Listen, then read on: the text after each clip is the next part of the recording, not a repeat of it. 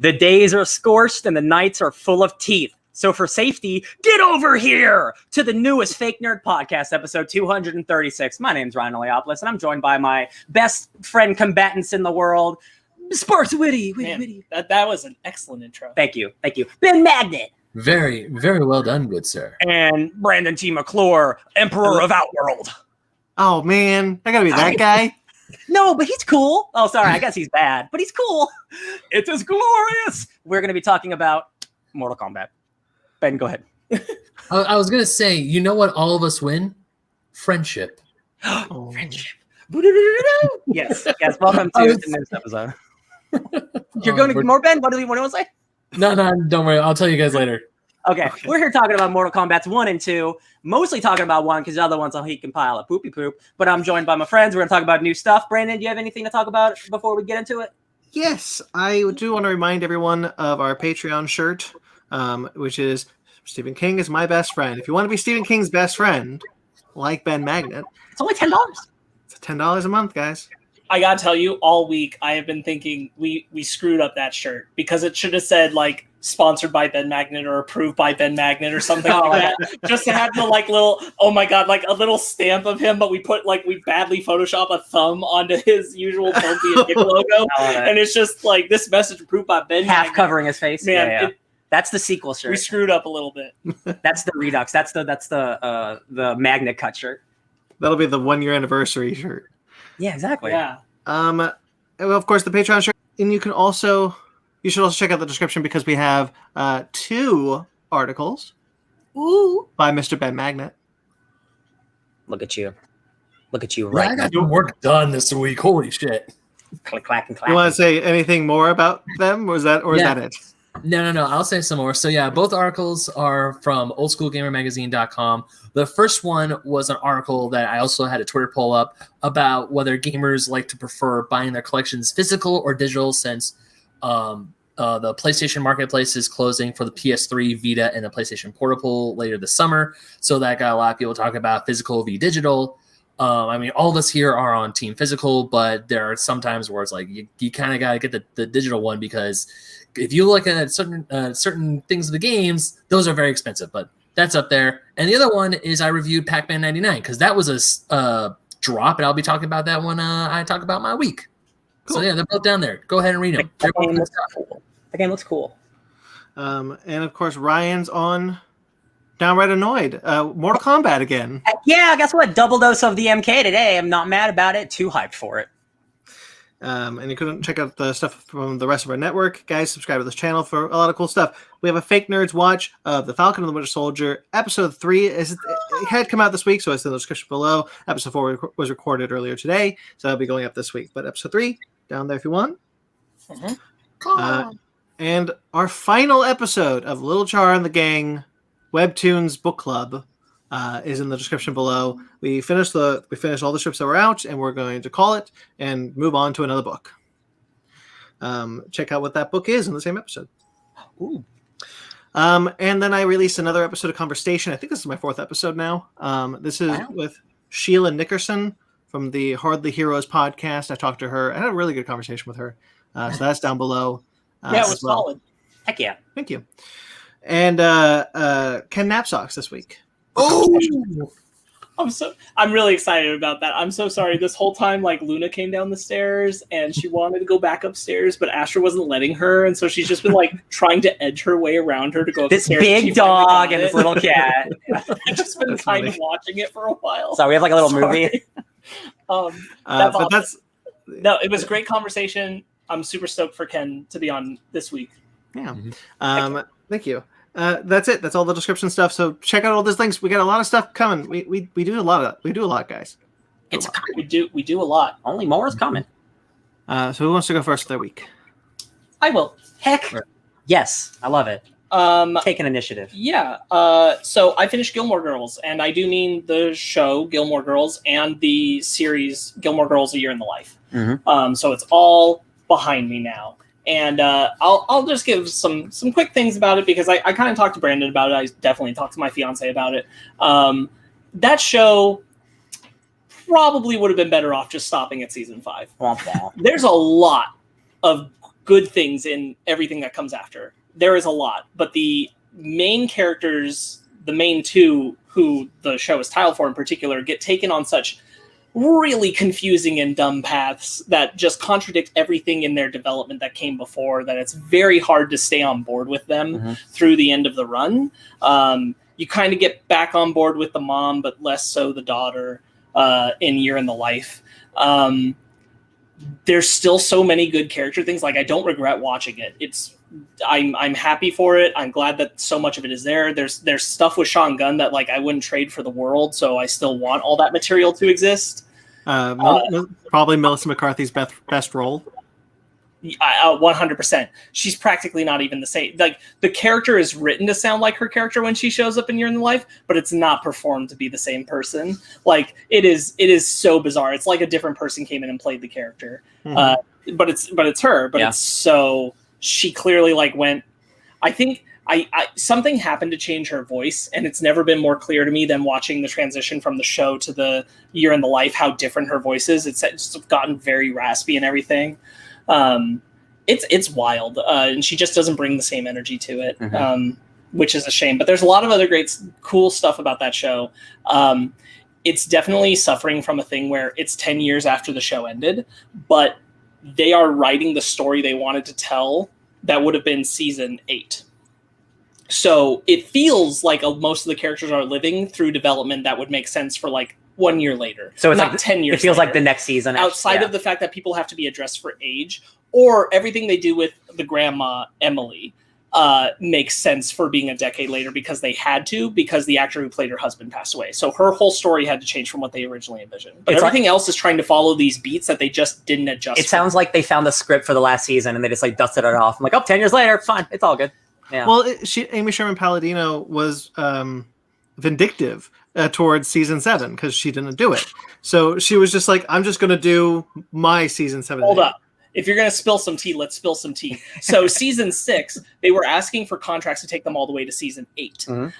And so during season 6, they were refused those contracts. So they decided they were leaving after the end of season 6.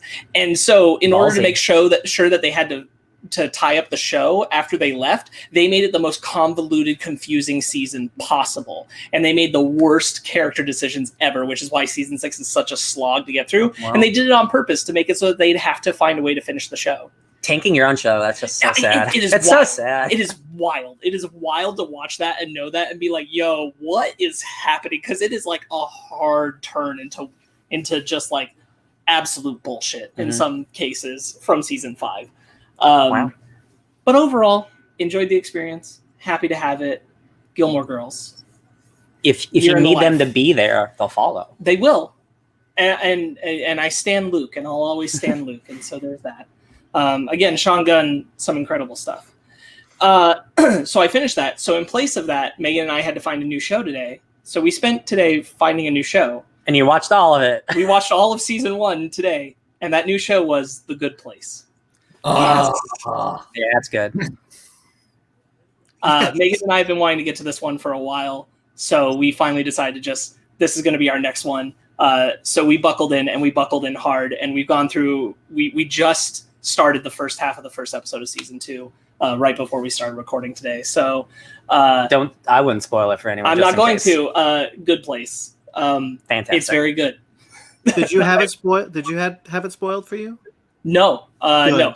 I came down and watched the finale like with them again, and I'm like, this is still so good. No, yeah, we didn't know. God, it's so sharp. I forgot how sharp and clever it is, man. Yeah. Super good. I've always been a big fan of Ted Danson for a very long time, but here he's even more wonderful. Yeah. So those two things, replacing a G show with another G show. Dr. Stone, almost over. We've got one episode left. Are they still stony? It is something, man. It's super good. I look forward to the day when eventually you guys will watch it, because you're definitely going to be like, dang, this is some good stuff. And I'm going to be like, yeah. I keep seeing Jujutsu Kaisen on HBO Max. It's just staring at me. It's pretty good. It's just staring at me. I'm probably, the moment we're done with Dr. Stone, even though we're going to pick a new show for our anime thing, I'm probably on my own going to start putting in the time to watch Jujutsu Kaisen by myself. I might be there with you. I would start that over. No, you guys are talking about Jujutsu Kaisen because our friends over at Adults Talking Anime, Inga and Thor, they're also finishing Jujutsu Kaisen. They're constantly talking about Jujutsu Kaisen. That I haven't listened to their show because they keep talking about Jujutsu Kaisen. I'm like, can't do it.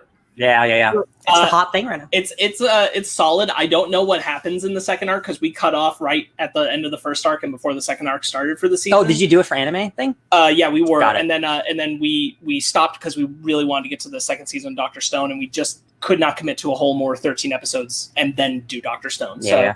But I'm going to go back on my own. Ryan and I entirely caught up on Superman and Lois. We watched 2 episodes this week and got completely caught up. Show's real good, guys. Show's real good. God, it really is. It just makes me mad because like, and again, I always feel bad saying like for a CW show, but like honestly, like a lot of the superhero shows kind of turn into not great, right? And just consistently, like we're only 5 episodes in, but it's like just everything's good about it for me. Like the drama that I don't normally like's great. The Superman stuff's great. Him being a dad's great. I care about the side characters. I care about the villains. Like it's all just. Yeah. That show really works. I highly encourage when you can find the time to get to Superman and Lois. Get to Superman and Lois. It's worth your time. It's on hiatus right now. Only 5 episodes out. It doesn't come back again until next month. Heck yeah.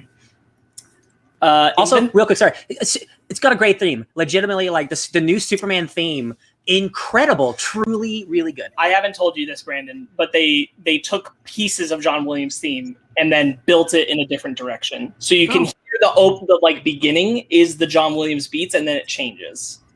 Cool. It works. Invincible. We watched Invincible. I know Brandon watched Invincible. Some good shit. Some really good shit. Battle Beast. All I have to say is Michael Dorn. Worf. Yep. All I have to say is I adore Jeffrey Donovan as Machine Head. Oh my god. Me too. Oh my gosh. That auto-tune, dude. I want him as a more super villain. Auto-tune and swearing Jeffrey Donovan is one of my favorite things. Yeah. I heard the voice at first. I was like, "Is that?" And then pause on it. Yes, yeah. yeah. Oh shit, yeah. Jeffrey Donovan. That show's great. I highly encourage people to be watching Invincible. That's an awesome show. On my own, I kept up with. I'm still working my way back up through Black Lightning. Little by little, I have all these other things, so Black Lightning just kind of inserts itself randomly in my week. Love it. Still great. We're going to talk about one of the actors from it. The guy who plays Gambi is Raiden in Annihilation. So that's going to come up. Hearts of Darkness I had to watch this week for one of my classes, which is the documentary about the making of Apocalypse Now. I wish I knew you were watching that. I will watch that again because oh my gosh, I never really thought about how much up his own ass Francis Ford Coppola is, or Marlon Brando, and it is wild. It is a true testament to Coppola that he allowed his wife to put together this documentary of footage of him basically talking about being pretentious and being aware of it and like his crazy ass ideas while he's shirtless on set working on Apocalypse One of Now, the most insane, man. Wild. 238 days of shooting that movie. That movie, it went over budget. Everyone was just like on drugs. Like, God, dude, that movie. The fact that movie is as good as it is a testament to like just God himself. They have a whole sequence where they're basically showing you how like everything you think is brilliant about Dennis Hopper's performance is him constantly searching for what the hell he's saying. And I'm like, oh, just ruin that movie. Oh my God. The stuff with Marlon Brando, how that dude came to set like way overweight, like he didn't care about any of the stuff, like, and they still turned that performance into something magical. I can't believe it. I can't believe it. They also do like a whole thing showing like footage that's not seen in the movie, like a whole bunch of B-cut footage of how the plan became because Marlon Brando wouldn't wait for Coppola to rewrite the ending at all or rework it and wouldn't do any character work and refused to read Heart of Darkness to inform on his character, that they just did wild improvisations with him. And so they just let him do whatever the hell he wanted. And Coppola had to cobble together the logical performance out of him. So he seems like a rambling crazy man because Marlon Brando was just saying whatever the hell came to his head. It is nuts. So if you have the chance, Hearts of Darkness, dude, it's a 90-minute documentary. Well worth your time. What Tropic Thunder is based off of? Yeah. Oh my gosh, wild. I read 2 things this week. I read Godzilla Dominion and Kingdom Kong, which are the two comics that Kingdom Kong. That's what it's called. Yeah, That's good. which are the prequel comics to Godzilla vs. Kong. I was incorrect. It is not the same writer for Kong from the first one. It is the same artist. Okay. However, Marie Anello is the writer for Kingdom Kong, and it might be my favorite now after Birth of Kong. It's another Kong one. Look at that. But it might even surpass it. I'm not sure. I'm going to have to stew on it for a while longer. I will say, like, major props to Maria Anello. I tweeted at her to ask a question about the book because a certain character is not present and it's kind of a big question mark. And they got back to me in a very polite way to explain why that character doesn't appear, which was awesome. Spoilers, it's Houston Brooks' son. Not in that comic, not even mentioned in that comic. Oh, that's a shame. And it's very confusing because Houston Brooks is very much a character in that comic. And that's a double shame. And there was a whole thing. I got the polite Twitter public conversation version of explaining why, which was really nice. So behind the scenes stuff. Yeah. But basically, can you share what it is? Can you share? Basically, he was going to be. They wanted him to be. It just couldn't work. They didn't have the amount of time in the comic to the real estate have him be a character and also focus on the characters that they introduce. And the characters they introduce are really good, really strong. There is a powerful, probably. So the reason why this might be my favorite is because Kingdom Kong. I don't want to spoil too much. Kingdom Kong probably features my favorite emotional character arc for any main character in any of the MonsterVerse stories. Nice. Because it is all about someone who has worked for Monarch, dealt with the trauma of losing someone close to them while doing the activities related to what they work on, and now is also working on a team where they're having trouble trusting the team and has to learn that everybody has kind of gone through this at some point because these monsters are so big, they've affected so many lives. Yeah. And it really paints that into perspective and puts a real personal mark on it. Nice. Of evolution attached to it and ties that into Kong, which is crazy.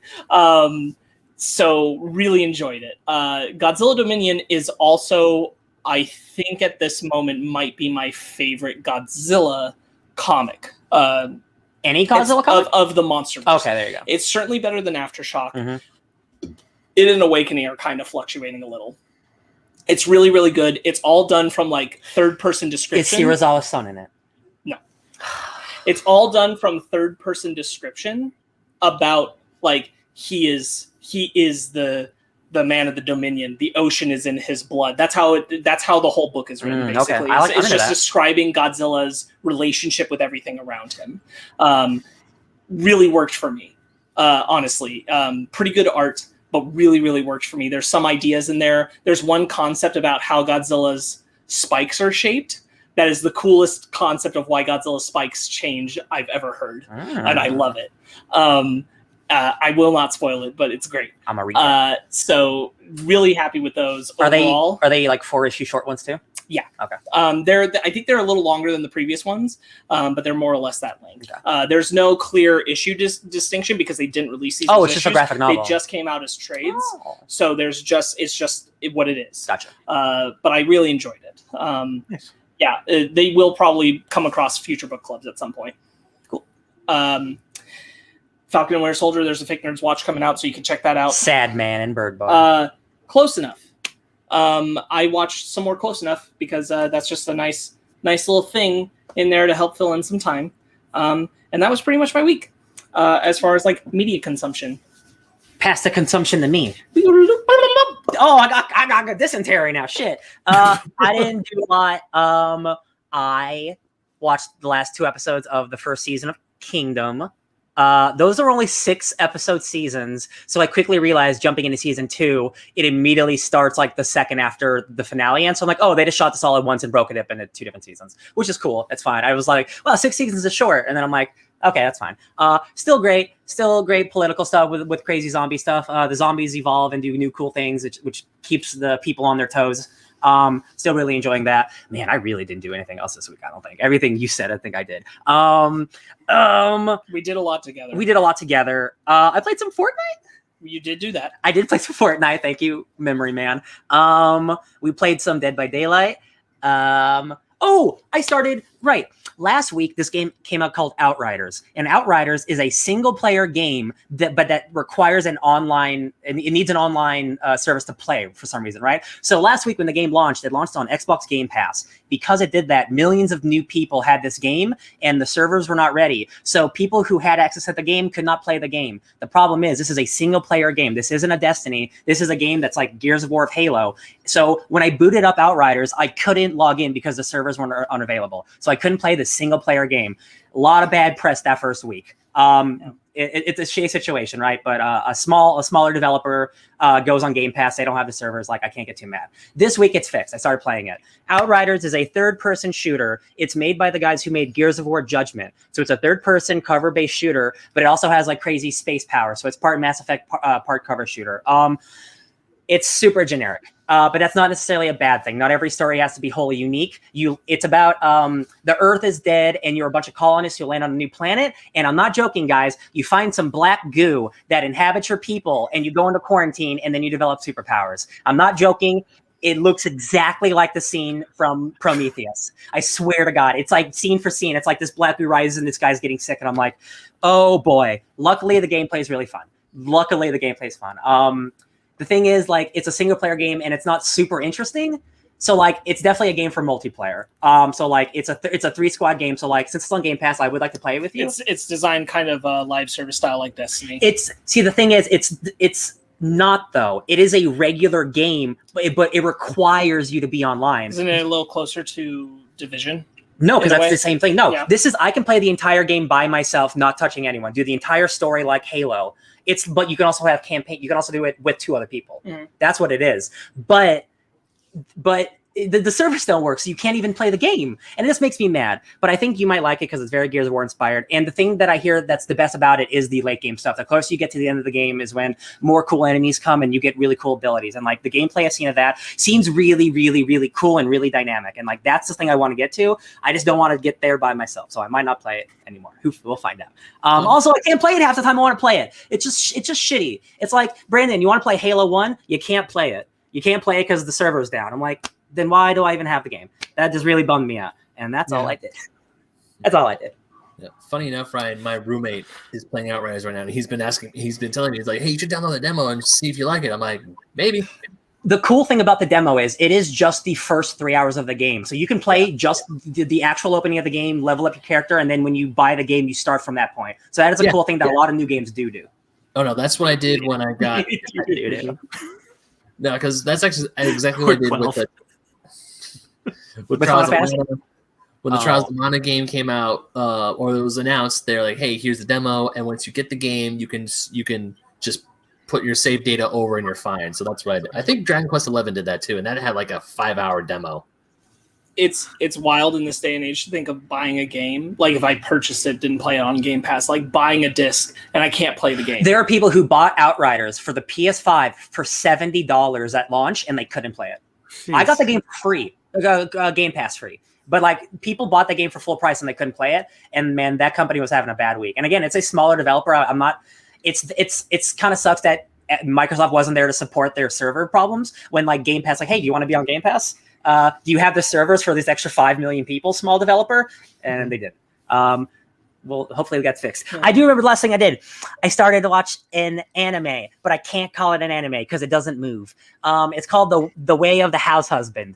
And you guys, I haven't laughed so hard in a long time. It's so good. I am familiar with this comic. Oh my God. It's a manga, but honestly, it's more like a webtoon because every episode of the anime, it's 15 minutes long, but there's 2 minutes of credits at the beginning and 2 minutes of credits at the end. So it's a 10-minute episode and every 2 minutes is a new chapter. So it's more like a webtoon. It's bite-sized story chunks of this assassin turned house husband.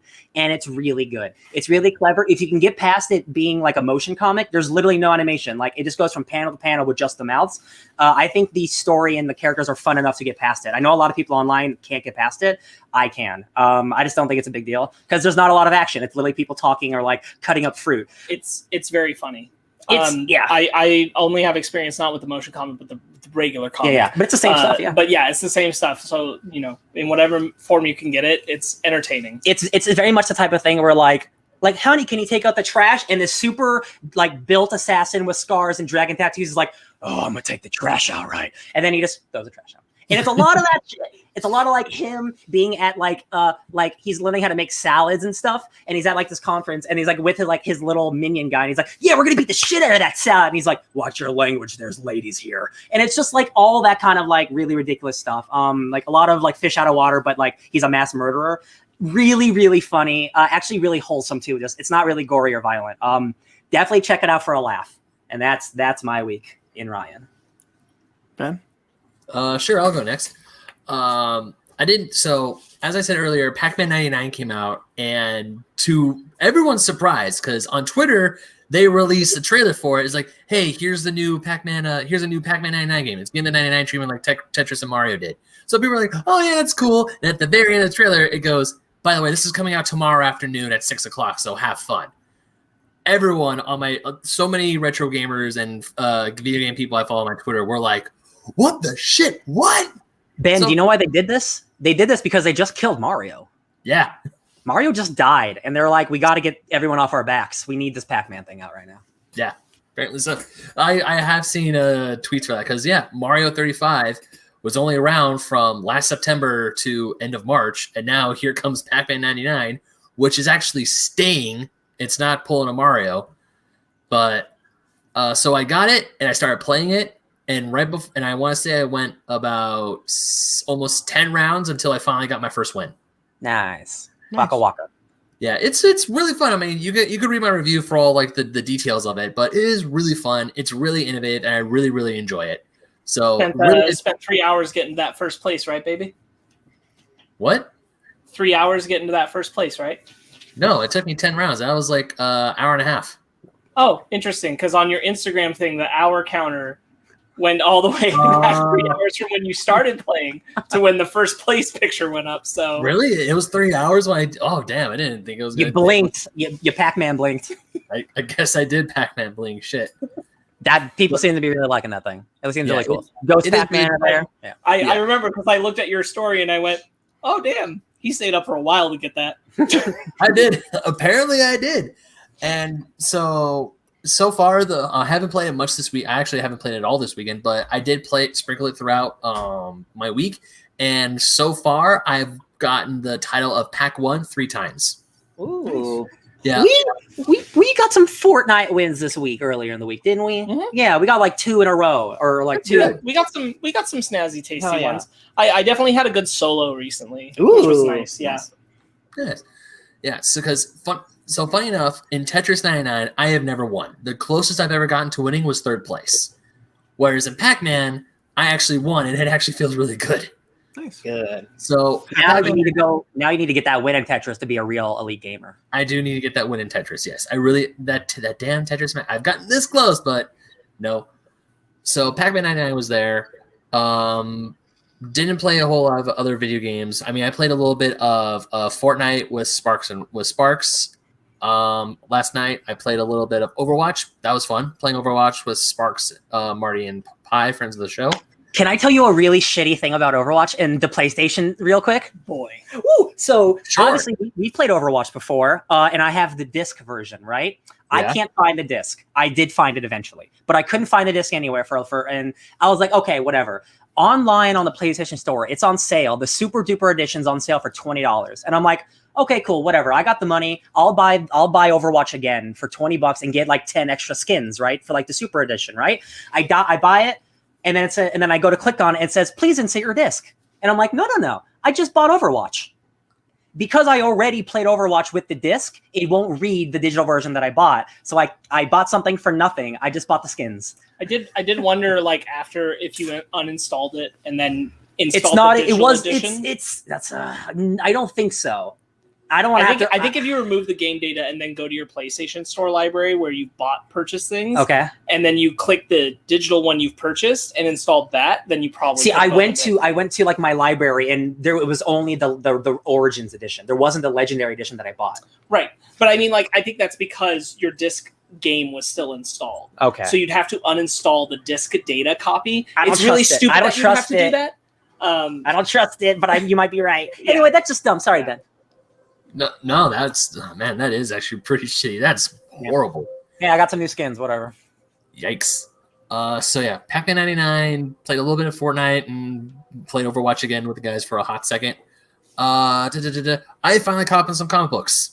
I had to go take my car and get stressed, and I figured, I'm going to be at the dealership for, apparently I was there for 4 hours. So I'm like, what? I'm going to bring my fat ass stack of books with me and read some books. And I was behind. I know, You right? were behind. I was. I started reading Death Metal issue 6. That's how far back I was. I forgot, like, events have happened since then. I can't believe it. Yeah. So I half that stack was gone when my car was finally finished and I came home, and I went through a whole bunch of X-Men books. I finally read Sword issues 1 and 2. Nice. Goddamn, I love comic books. They're I know I have that stack has been sitting there. I have another stack under my bed from when I went to the comic store a few weeks ago. And man, I'm just reading all these X books. I'm like, man, this is some really good shit. This is some really good stuff. So I'm at the point now where some of my comics I'm so behind that because of Marvel's Unlimited now 3-month policy, books that I bought 3 months ago that I haven't read are now showing up on my digital thing. And I'm like, that means it's cut time. Got it. Cut time. It's going to save me money. Thank you, Marvel Unlimited. Love you. Yeah, so watched the Mortal Kombat movies, which we're going to talk about. And did I do anything else this week? No. Right. But besides staying up super late to write those articles, because damn, freaking Pac-Man. Because I was playing Pac-Man, I thought, oh man, this is going to be a great article for Old School Gamer. So I'm thinking, okay, it's probably going to be like, I don't know, maybe like 700, 800 words. That's a good size review. That goddamn thing was 1,400 words long. Baby, that's because you got the passion. I need to. Oh man. Marks, what are you trying to do? Didn't you play a board game? Oh yeah, I played Moonrakers. My roommate got this board game called Moonrakers. I did do that. That's really fun. So the basis of Moonrakers is you're kind of like you're not space pirates, but you're kind of space pirates. And the whole point of the game is to pull off these missions to earn prestige. And whoever gets like 10 prestige points, they're like the winner. But the cool thing is that you have to like talk and negotiate with other players. So you have these cards and you need these cards to like complete certain contracts. But if you're like, oh no, I have the right amount of shields, but I don't have enough reactors. Hey, so-and-so has enough reactors. I'll split the rewards with you. Space Catan. Yeah, so it's kind of like, I don't think it's like Space Catan, but it's Batan. But it's a really cool game, and it's you really gotta figure out what you want to do, because the credits are really cool because they're metal coins, and you can buy parts for your ship and also hire crew members. It's a really fun game. I think it's on Kickstarter right now. I mean, they finished their Kickstarter. It's finished. It's done, and it's really fun. I really enjoyed playing it. Love it. Nice. So thank you, Sparks, for reminding me. Yes, I did play a board game. That was really fun. He's the memory man. I saw it on your story and I was like, oh, it looks like a cool game. It is. Right on. My cat has decided it is time to come into my office, and it was locked.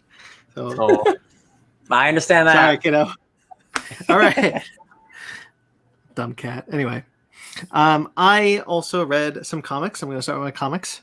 What I've become accustomed to do is get a stack of like 2 or 3 trades and in like one series that I'm super far behind on, and try to go through that in a week. And that's been good for me. I've been sticking to that. So I've caught up on Ascender, which is Dustin Nguyen and Jeff Lemire's a sequel to Descender. It's only like 4 issues behind. It's excellent. What can you say about an excellent book by 2 excellent creators? That's excellent. Yeah, that's excellent. And I also read Project Patron, which is Steve Orlando's new book that dropped with Volt, I believe. Oh, I haven't been in the shop in 2 weeks. I don't know. Yeah, that's the one about the Superman character dies, and then like a Reploid of him shows up being controlled by a bunch of people. Yeah. That's vaguely familiar. Okay, yeah. Yeah, we talked about it a couple months ago. It's very good. I liked it a lot. Cool. There's only 1 issue in, so yeah, definitely want to stick with that. I read Sunstone Volume 5 again. Now I can read Volume 6, which is the only one that I hadn't read at this point.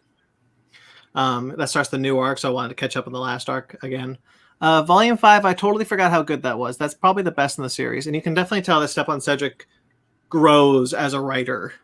Not as an artist, because he's always an excellent artist, but like as a writer, his storytelling prowess and character voices, it all just gets better and better. And by Volume 5, I think it's really great. Nice. I read Injustice 2, Volume 1. I looked at my video games and I was like, what games haven't I played? Oh, Injustice 2. You know what I should do? Buy all the comics and read them first. Mm-hmm.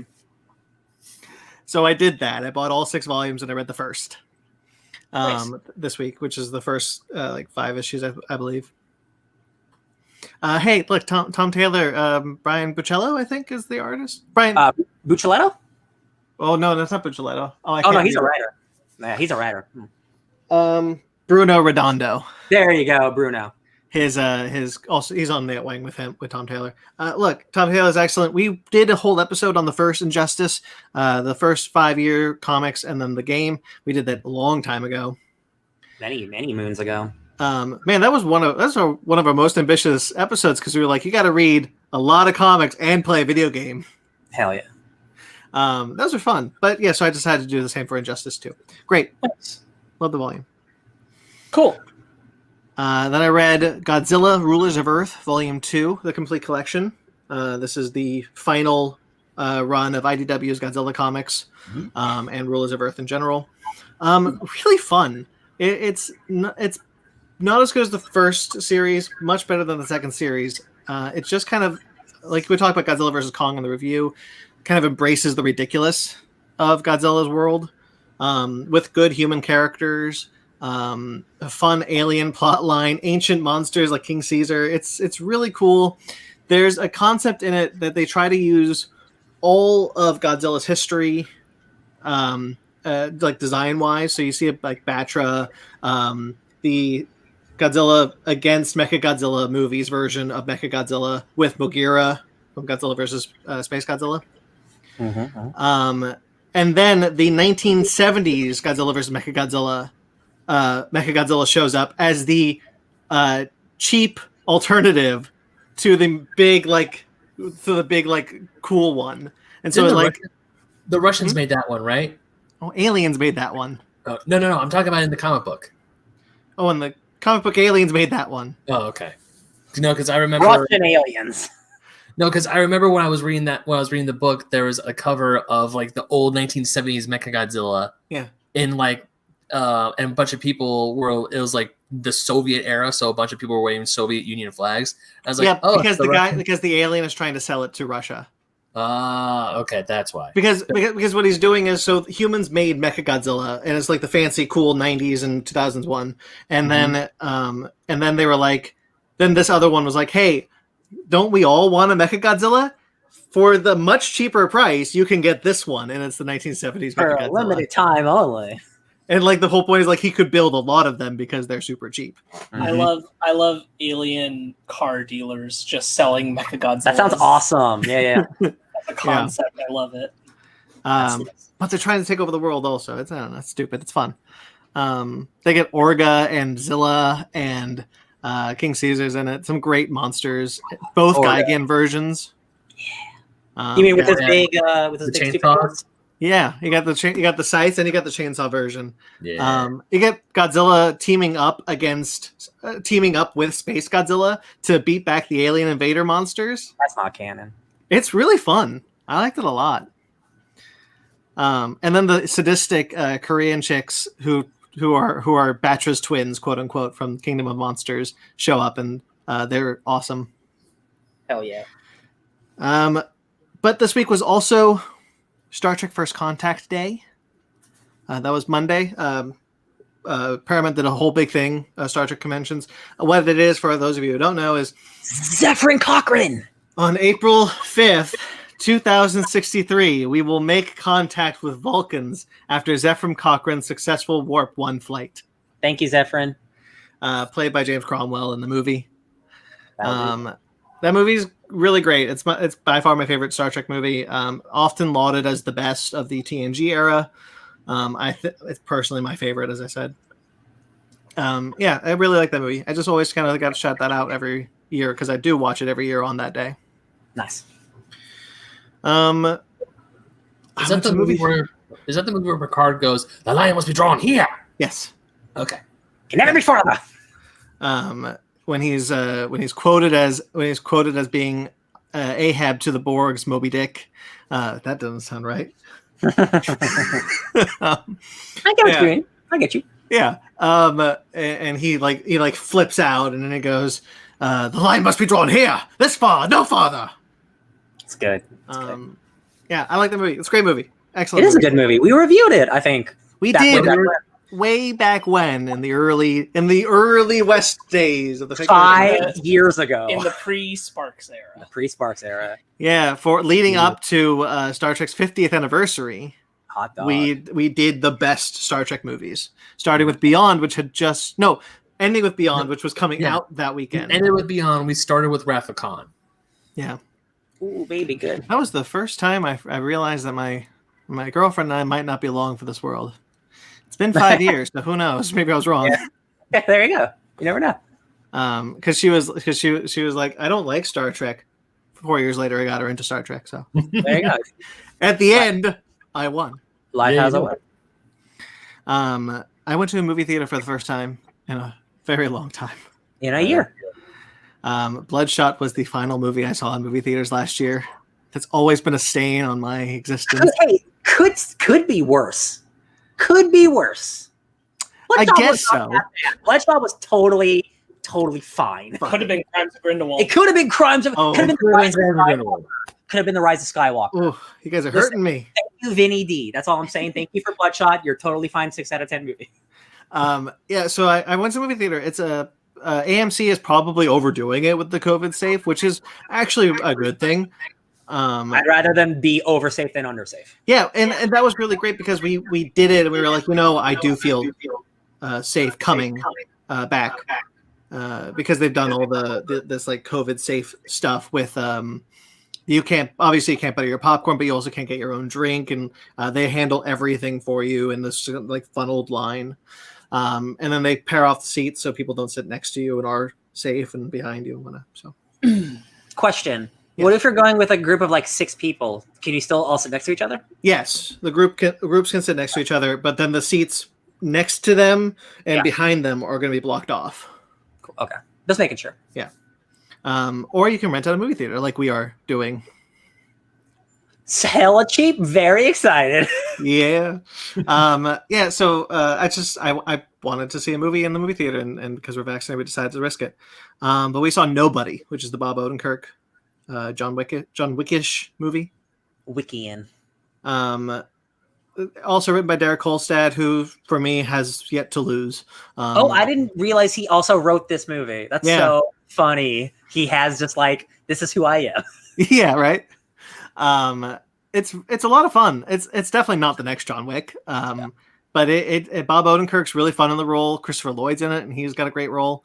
I've heard like nothing but good things. Like everyone kind of expected it to be fine, but everyone's like, no, it's really fun. It's really good. Yeah, it's a good time. There's some really great moments in it. Really great bad guy. It's a lot of fun. Cool. Yeah, enjoyed the hell out of it. I'll see that one probably in my home. Yeah, probably. Yeah, that's fine. It's Universal, so give it like a week or two. Yeah. And did you guys see that? Godzilla vs. Kong is about to make more money than Godzilla King of the Monsters. Good. Oh, that's so wild. It's doing in a really pandemic year. Yeah, it's doing. I mean, it helps that the movie's better, and also like it's a big like event. It helps that it has a lack of competition. Yes, also that very much. Yeah. Yeah. Sorry, I just saw those numbers. I wrote an article. It should be up this week. That's awesome. This. But yeah, I just saw those numbers. It was crazy. Couldn't believe it. So probably more monsters. I really hope. Like I hate that like everything is getting a hashtag now, and like that's not the world I want to live in. But like of all the things that deserve, like Monsterverse, like this is a good movie, and like people are responding to it, and it's obviously making good money for a pandemic. So like you can't end it here. I know like contracts and legality and like like Toho and stuff. Like you gotta make it work. You gotta do it. I mean, we know that the anime is coming to Netflix, but definitely more movies I think are warranted and expected after the success of this movie. Yeah, 100%. But anyway, the final thing I did is I wanted to watch Mighty Ducks: The Game Changers. So he decided to hunker down and watch all 3 Mighty Ducks movies. So you're more knowledgeable than Mr. Ben Magnet over here, our resident fan. I'm just saying. Well, because I've seen Game Changers, yes, but not because I've seen all the movies. That's what I mean. Like you're like in the know now. You're Gordon Bombay over here. Are the Mighty Ducks the baddies? Yes, Don't they spoil are. it. Oh. It's in the trailer. It's in the trailer. Oh no, okay. I'm about to get you, Ben. You're gonna love this. All right, so look, I enjoyed the first one. It's a serviceable, fun sports movie with some good performances. The second one is worse than that, not by much. I understand there's some unfortunate homophobia. That's what I've also heard. Early films. Oh yeah, Yeah, that's a bummer. yeah. But anyway, so Ben, tell me, Yeah. what team do the characters play for in the second film? Team USA. Right. Thank you. And Ben, what team do they play for in the third film? You mean the team that it's a ripoff of the Chicago Blackhawks. That's what their logo is when they first moved in the third movie. I think it's But not you would the- agree. You would not the agree. Mighty Ducks. I think it's not the You would agree it's not the Ducks, right?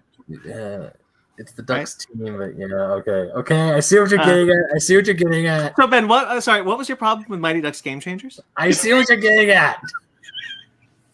You pitch it up and you knock it down, Brandon.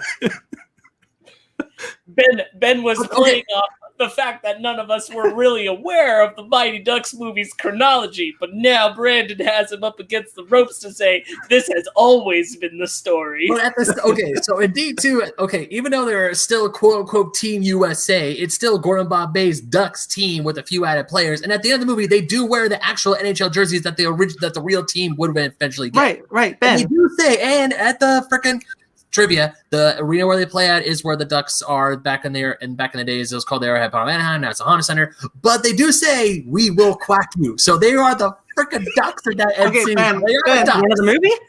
Ben.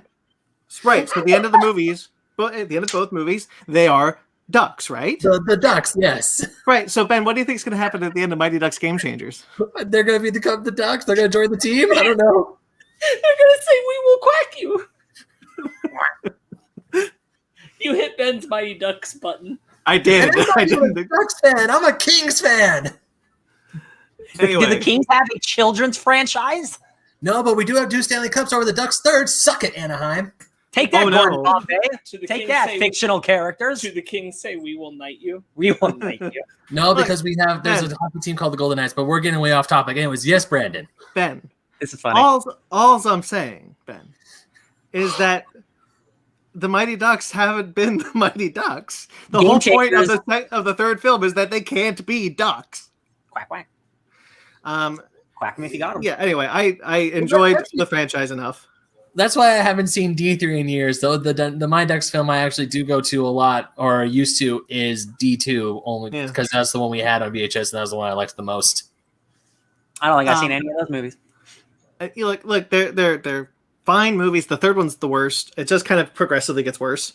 Where does the mutant duck monsters come in? Where does that thing come from? I really want to know because I like that show. I really want to know because it was made after. It was made 2 years after the third movie came out. Okay. So Curious, what if we make this into a sci-fi thing? So, a dear friend of mine started watching all of these this week as well to watch Game Changers because he's a huge hockey fan and he'd never watched the Mighty Ducks films, and he's homosexual. So he's also like, man, I'd really like to like these movies, but that rampant homophobia is real problematic. And so he's just, but the show apparently is pretty good. So I'd hope so. Right. So Emilio Estevez is definitely the highlight of the movies for me because I hate all the kids except Chris. I like Chris. And he is it Thor from Good Boys? No, that's in Game Changers. Talking about the older ones. Oh, Talk gotcha. about the movies. The guy who plays the lead dude in Fringe is the lead kid in Mighty Ducks. Oh, that's yeah. Charlie, thank you. David Boreanaz? I don't know. That's a good guy. Dawson's and Creek, but not Dawson. Yeah. Yeah, that also him. So like Emilio Estevez is kind of like the draw for me because I don't like any of the kids, and Emilio Estevez is in less of the third film because they were writing him out for a new coach. Yes. that just doesn't work for me because I'm like, if I'm not watching Emilio Estevez, I don't give a shit about these kids. Joshua Jackson. Thank you. That's, man, what a generic guy. Oh man. And Talk about like plain average Joe milk toast white guy. Tom Smith. Totally reasonable actor, Yeah. but like middle of the road man. Yeah. So I watched Mighty Ducks Game Changers this today. Actually, there's 3 episodes out on Disney Plus, and I really like it. I think it's actually better, certainly better than the first 2 films. I'm not sure if I'm willing to say better than the first. It's developed by the same guy, so a lot of the episodes and the concept was written by the guy who wrote the first 3 films. Oh, that's cool. That's good. So it's still got the original creator behind it. All the characters are really cool. I like the kids a lot, and yes, Thor from Good Boys. And Lauren Graham from Gilmore Girls, which we just talked about, was Sparks this week. And it's just really, I don't want to say good again, but yeah, it's really good. I think Gordon Bombay, Emilio Estevez is looking more and more like his father every damn day. Yeah, several people on Twitter this week have like posted pictures like side by sides, and I'm like, yo, he's just his dad now. Yeah, the evolution has evolved. There's also a moment where he looks just like his brother Charlie Sheen, but oh god, yeah. But like Charlie Sheen doesn't really look like Martin Sheen, but like Emilio Estevez walks out and does like this. He's kind of like heavy now, so he's walking like his dad. He stands like his dad now. The weird thing is that Charlie Sheen looked more like his dad when he was younger. And as he's getting older, he looks less like his dad. Yeah. And Emilio Estevez is the reverse. Yes. For those of you who don't know, Emilio Estevez is the son of Martin Sheen and brother of Charlie Sheen. Mm-hmm. Estevez is their original family name. They wanted more of a Sheen to their Hollywood name. Yeah.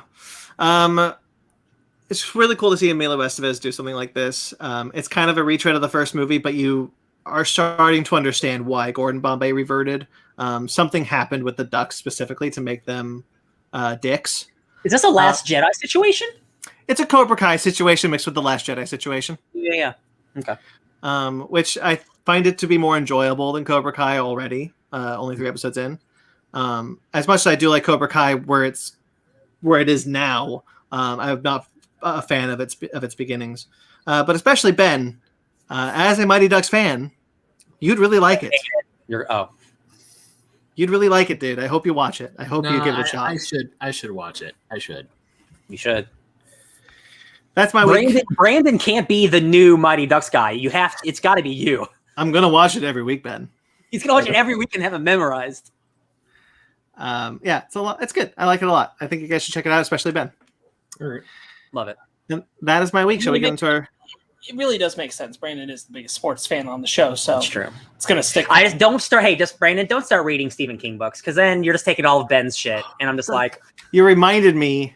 Yes, I started reading it this week. Oh, it's 1,000 pages. Oh no. I'm not even halfway done with Dune. You got like 7 months. Of all the Stephen King books to pick, it would not be the one Brandon would go to. The purely based on, longest like, one. Ben, you've read it, right? No. Oh, sorry. That's you being his best friend and all. Tell Steven.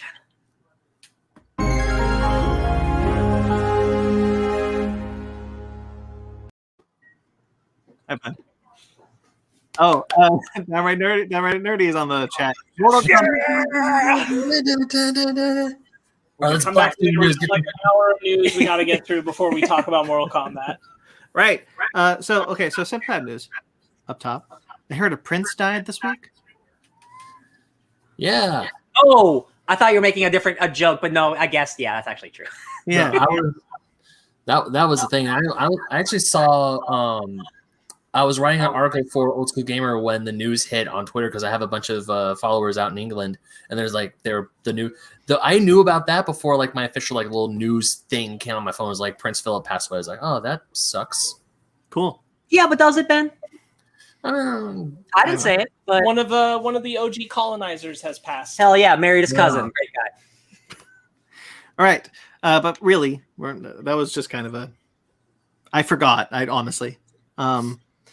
Frank Jacobs, a prolific writer for Mad Magazine, one of the most, passed away at the age of 92 this week. Yeah. Good innings, as the Australians say, I think. Yeah. Paul Ritter Paul Ritter, who is an actor, most notably from Quantum of Solace and recently Chernobyl. Yeah, man. He passed away this week at the age of 54 from a brain tumor. This sucks. This is like one of those guys that like shows up in a lot of things. You're like, oh yeah, that guy. And that's a shame. Too young. Yeah. Yeah. And then rapper DMX passed away this week at the age of 50 after being hospitalized last week due to a heart attack. Man, that sucked to watch happen. Yeah. Just like the news coming out day after day, like he's alive. Knowing he's not. He was not doing. Yeah. That was shitty. Obviously, like we're not the biggest DMX fans here. Not to assume from anybody. But in terms of being just an incredible person and a figure of a community and a dude who was just so wholesome and nice. He was a rapper and he rapped about, lots of things, but like as a person, dude, like the stuff that's been coming out that I've seen online is like, he's just one of the nicest, most humble, most like soulful people who ever lived. Like every restaurant he went to, he over tipped, he'd go hang out in the kitchens and make food with them. Like he was just one of those guys who he was a pay it forward. He was a pay it forward guy. And he was one of those people who was like, I know where I came from. And so like, I understand like the plight of regular people. And like, it's just such a shame how like you learn so much about someone after they're gone. And obviously he has had so many successful hits. Like we all know there's like X Gonna Give It To You and all that, like Rough Riders are all great songs. It's like he was very young and just like this is one of the ones you don't want to lose early. It's a shame. Yeah. It was a big loss for a lot of people, man. This one really sucked. No, I saw this really cool clip. You know how people would go on that slingshot ride where you're in a thing and they shoot you up and it's like a bungee cord thing? With his daughter? Yeah, it was this really great clip of him with his daughter. And of course, the daughter, she's young, she's scared, she's crying. And they go and he's constantly holding her hands like, it's okay, daddy's here. I was like, man, that's nice. Yeah, he has a really great speech like from years ago and talking about how he's not an industry artist, he's an artist in the industry. And how he talks about how the industry will try to take everything from you and you have to stay real to who you are as a person and as a creative person or else then you will lose your soul. And that's what he's been fighting for like his whole life. And I'm like, God, like he's like so inspirational and it just sucks that like we always lose like the good ones, man. Yeah. It's a shame. The man grew orchids. Yeah. Dude, man, yeah. Okay. I know this is like, I don't know how this phrases, but I would never think the man who wrote and sang and performed X Gonna Give It To You. Oh, yeah. It takes care of and grows orchids. And the beautiful thing about that was his whole thing with orchids was I didn't need to buy the most expensive soil or the most expensive seeds. What they all they ever needed was time and love. And I'm like, Jesus Christ, DMX. Like, oh my God, it's too good. It was a really interesting week just seeing so many people respond to this. And I'm like, he's not someone who'd really come up on our podcast very often, but he was in a couple of movies. Like Jet Li had a lot of nice things to say about him. He was in Cradle to the Grave. Right. He did a couple movies in the 90s and 2000s. Just a huge legacy behind him, man. Yeah. Mm-hmm. Clearly one of those sincere souls, and it sucks to lose him. Yeah. Okay, we have a Ray Fisher update. Oh my God, it's the biggest, the one we've been waiting for. I read this whole effing thing. Oh my God. Same. So in the links, I forgot to mention the description below. You can find links to the complete Hollywood Reporter article and also Chris Terrier's Variety article. I didn't take it out, but it's there.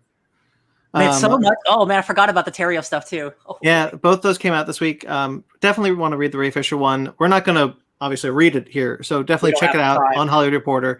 It's linked below. But anyway, so yes, the Ray Fisher tell-all. Yeah, this is what we've been waiting for is him really diving into like what his experiences were, what his grievances were, all that kind of stuff. And now it's like, yes, thank you. Now I feel like I've got the picture. We're clear again, like not a thing of I was distrusting you. I just was tired of the like more to come soon. Yeah. More to come soon. They wait and see. There's still things that like I don't agree with Fisher on. Like I cannot back him on that. I think cutting Kiersey Clemens from Justice League was a racial decision. It just seems like a time management decision. Yeah. Her scene is unnecessary, even in the Snyder Cut. It just is. I don't think that was racially motivated. And I don't think that thing about Whedon wanting to alter the color of black people's skin in post could functionally work unless he himself was doing the editing. Mm-hmm. But regardless of all that, the stuff here, I 100% believe, and it's gross. Yeah. And it sucks. And boy, Whedon's gross. And the way he shut him down when Ray Fisher came to meet him about wanting to give notes on how this would land for the Black community, and Joss Whedon just totally turning away from all that is awful. The same with like the Booyah thing. Like it was a note. Who I think it was like one of the producers, and he was like, "Well, Cyborg has a catchphrase. He always says Booyah. That's a catchphrase. That's what Jeff told me, Jeff Johns." And he's like, he's only ever said that in the cartoons. Like that's not really a comic book thing. He maybe have said it a couple times, but that is not a thing that is to this character. It's like, no, but we need to sell toys and stuff, so you're gonna say it. And then they shot the scene, and he did like one take. And then Jeff was, or like one of the guys was like, "Great job, Ray." That was Joss. Joss was like, "Great job, Ray. Great job, bud." And it's like so condescending. And before he said it, it says that Joss was doing a "Come Hamlet, speak the line that I Shakespeare." That I have. The producer you're speaking of, that was a dinner where he said that imagine if the head of AT&T has a daughter and they want a son or a daughter and they want to see the line and they don't see the line in this movie, and if they don't see it take this movie, I could lose my job. It's bullshit. But now some of the things I found unintentionally funny. I texted Sparks one of them where Jeff Johns' spokesperson needs to find a new job because wow. That spokesperson was said some of the funniest things unintentionally, especially like the fake Frosty announcement. And after the paragraph, the fake Frosty announcement was like, Warner Brothers tells me this movie is still in production. The Frosty the Snowman movie. Yeah, that thing that we all thought was weird when they announced it, and then Jason Momoa called it out flat out and was like, "Yo, this is bull." There's stuff with Jason Momoa and like Gal Gadot, how like there's more stuff. The boot ball. Yeah. Disgusting. What happened to Gal Gadot is disgusting also. Threatening Gal Gadot's job, belittling Patty Jenkins.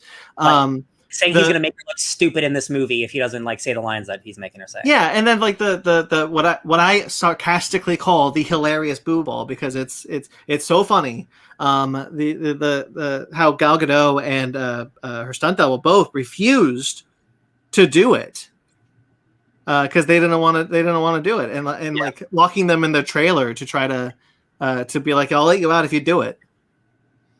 Gross. Just like again, like all these like so many like microaggressions and so many small things that don't really seem like would be a big deal, but when you add them all up, it's just like these people. It just makes me so mad because like we are getting a fuller picture, and I'm just trying to imagine like we all have had jobs that we don't like, and you have to go to work and like put on the smiling face. But like I can't imagine like having to go do this and deal with like a bunch of like possible racism and shitty sexism and this like say the lines, jerk, I'm your director. And it's like it sucks so bad. And then to have that movie come out and you're not even in the movie. That's why I support the Snyder Cut so much, because I'm like, it's so shitty that so many of these people got the shaft. It makes me so mad. And now I'm glad this finally came out. Like that's more than it said. One of the things that I really liked about the piece is that Ray Fisher came off and he was like, look, I'm not out for blood. And he talks about how John Berg apologized. Mm-hmm. And he was like, that was really big of him. He didn't need to do that. But yeah, he called me and apologized.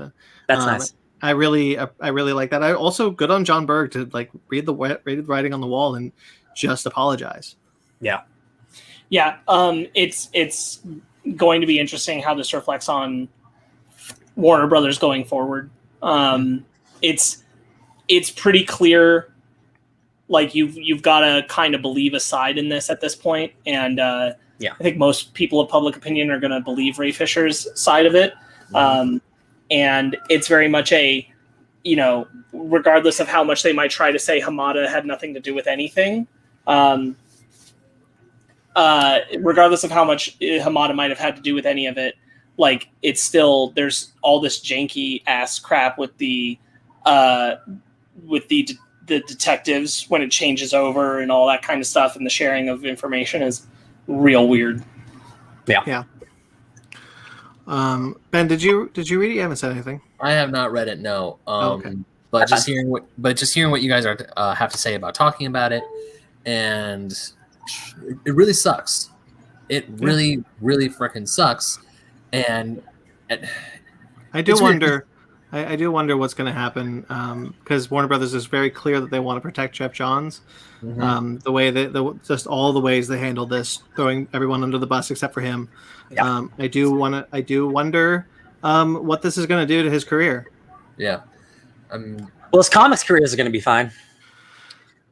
But his new number one is already sold out. I'm not talking about his independent career. I'm talking about like will DC just be like, yeah, we're bye. It seems like he's not doing much over there anyway. Like his Shazam stuff's over, right? Yeah, for now. But he is still a presence there. There's Batman Earth 1, Volume 3 is coming. So I do wonder, like, how will DC handle this? Is interesting to me. I wouldn't be shocked if they take the coward's way and don't say anything and don't do anything and just let him just live life. Maybe. Probably. We'll see. There was a lot of comic backlash this week, in attachment to this, which was wild to see. Not to disregard which historian with their comment. We can't put these as microaggressions. This is misogyny. Period. Certainly in relation to the stuff with Gal Gadot. Yeah. But I think there's a lot of microaggressions specifically towards Ray Fisher that again they're masked in that minor thing, which is how a lot of people will go past it. But it is just overt grossness. So I do remember another unintentionally funny part when Ray Fisher is accusing Jeff Johns of a form of racism, and Jeff's spokesperson was like, "I just want to remind everyone that Jeff is Lebanese American, and he was married to a black woman and an Asian." And it's like, "Oh, buddy, bro, oh my God, it's not how you diffuse that." He was married to like. Cool, buddy. Bring it. Oh my God.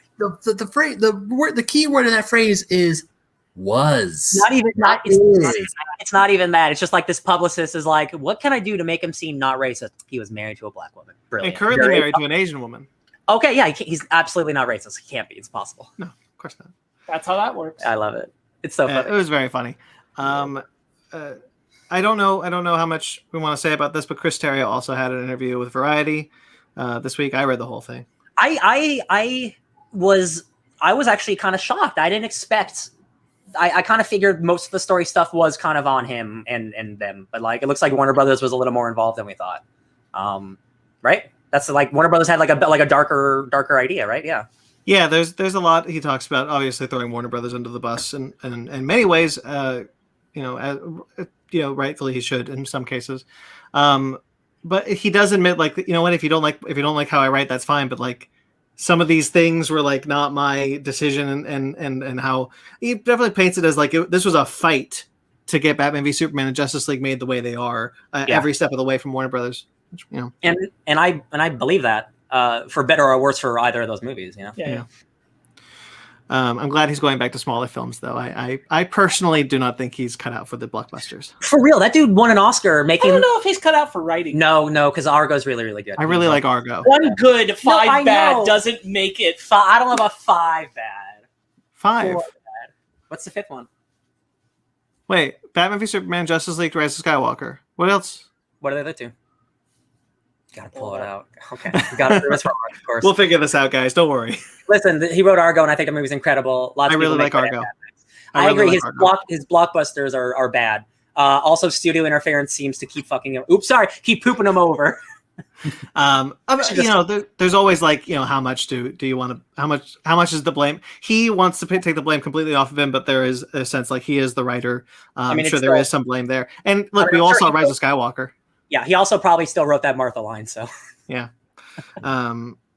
We all saw Rise of Skywalker. There are the other 2, Sparks? No, there are another 2. Okay, I'm just making sure. Okay, I wasn't sure if I forgot. I just wanted to check I didn't pull a number specifically. No, I know all 5 off the top of my head. I was just like, throwing out. You were just incredibly negative. Yes, I know. You were very negative. I think Terrio's writing's really bad. Yeah. Overall. Yeah, you're right. I do still really like Argo. All right. Yeah. Moving on. Both those links are down below, so definitely check those out. Fascinating reads. Yeah, definitely check that Ray Fisher one out. I didn't read the full Terrio. I got some. I would like to read the Ray Fisher one. Yeah, you should. Hearing what you guys have to say about that, I was like, oh, shit went down. It's eye-opening. All right, so some industry stuff. There's some new release dates for some movies. I thought last week was it. I thought we were done. Me too. But Hotel Transylvania 4 now called Transformania, which I honestly didn't know was coming. You're lying. I didn't know Hotel Transformania 4 was coming. I also didn't know that. Yeah. It's been moved. It's been moved up from its August 6th release date of this year to July 23rd. In 3 months, and we haven't. Yeah. I didn't even know that movie existed.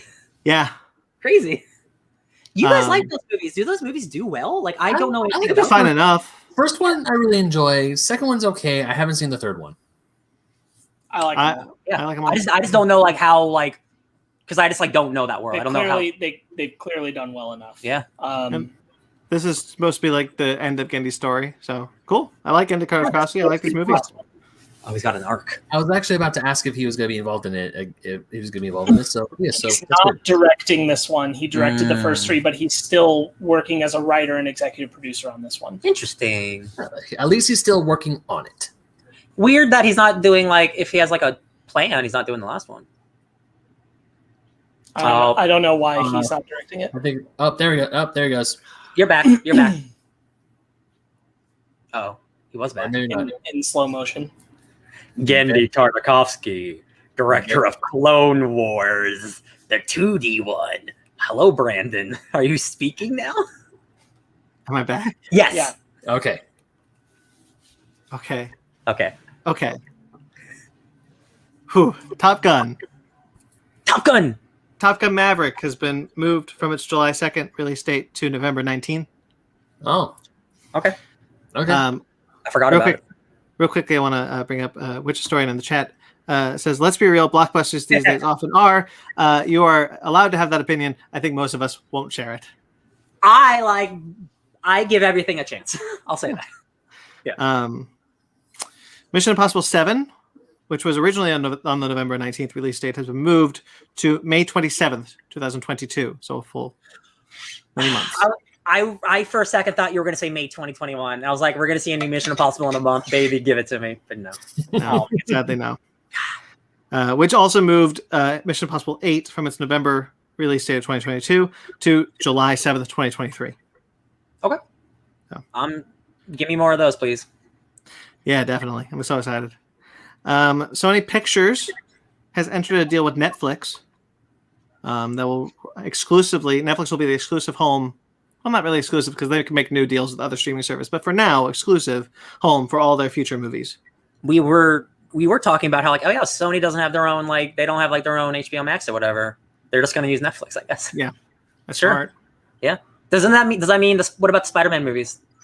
Yeah, they go to Netflix, but only the ones coming out starting next year. Nothing this year or before. So like Homecoming will stay on Disney. It's not on Disney. It's just not going to be on a streaming service. God, that's so weird. Yeah, and the deal could also. We don't actually know about. We don't actually know about a lot of the. I got distracted by the comment. About the older films, so they could be added at a later date potentially, but for now, no. Yeah. Sacrilegious comment. Mission Impossible 7. I don't think that's fair, Witch Historian. I don't know if you play video games, but I've played 15 Final Fantasies. If it's good, it's good. I don't care about how long they are. You know, like 9 Fast and Furious. Like how many Marvel movies? How many James Bond's at 50? Like you want to give me the same team who made the last 3 great Mission Impossible movies? The last Mission Impossible is one of the greatest action movies ever made. It doesn't matter that it's called 7. Mag, really quickly. Mag says recommend last blockbuster documentary. Yes, that's on Netflix right now. I am interested in watching that. I will watch that. The Alaskan one? Yes. No, that's the one. No, that's the one in Oregon. Oh, it's the one in Oregon. Well, it's whatever. It's weird because there should be one in Alaska too, which is funny because they call it this is the last blockbuster, but there's 2 stores left. One in Alaska, one in Oregon.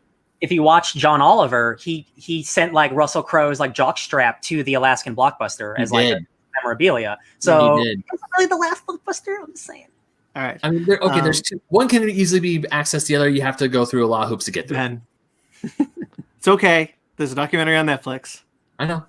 Okay, Warner Media has made it clear that in next year, 2022, all their major films will be theatrical exclusive. So not HBO Max same day. Denis Villeneuve is clapping. Yes, he is. But the theater run of films will be reduced to 45 days. Okay. Instead of the 90 days, but that's been changing. Like Universal, we talked about 17 days. Man. I mean, I guess I haven't been to a movie in a while, but I feel like 90 days is a long time for movies. Yeah, that was there. I mean, they would be phased out as new movies came. Yeah. But the contractual theatrical run it used to be 3 months. Wow. Yeah. All right. Makes me more excited for Mortal Kombat. I haven't been to a movie theater since. Oh, I'm so excited, especially after watching these two movies. No, for you guys, I want to say it was Bloodshot. For me, I think it was Sonic the Hedgehog, which was the last movie that I saw in the movie theater. That's good for you. Better movie. Yeah. Right. Powerpuff. We've been talking about Powerpuff a lot the past couple weeks. Yeah. Love the new set photos. The cast looks great.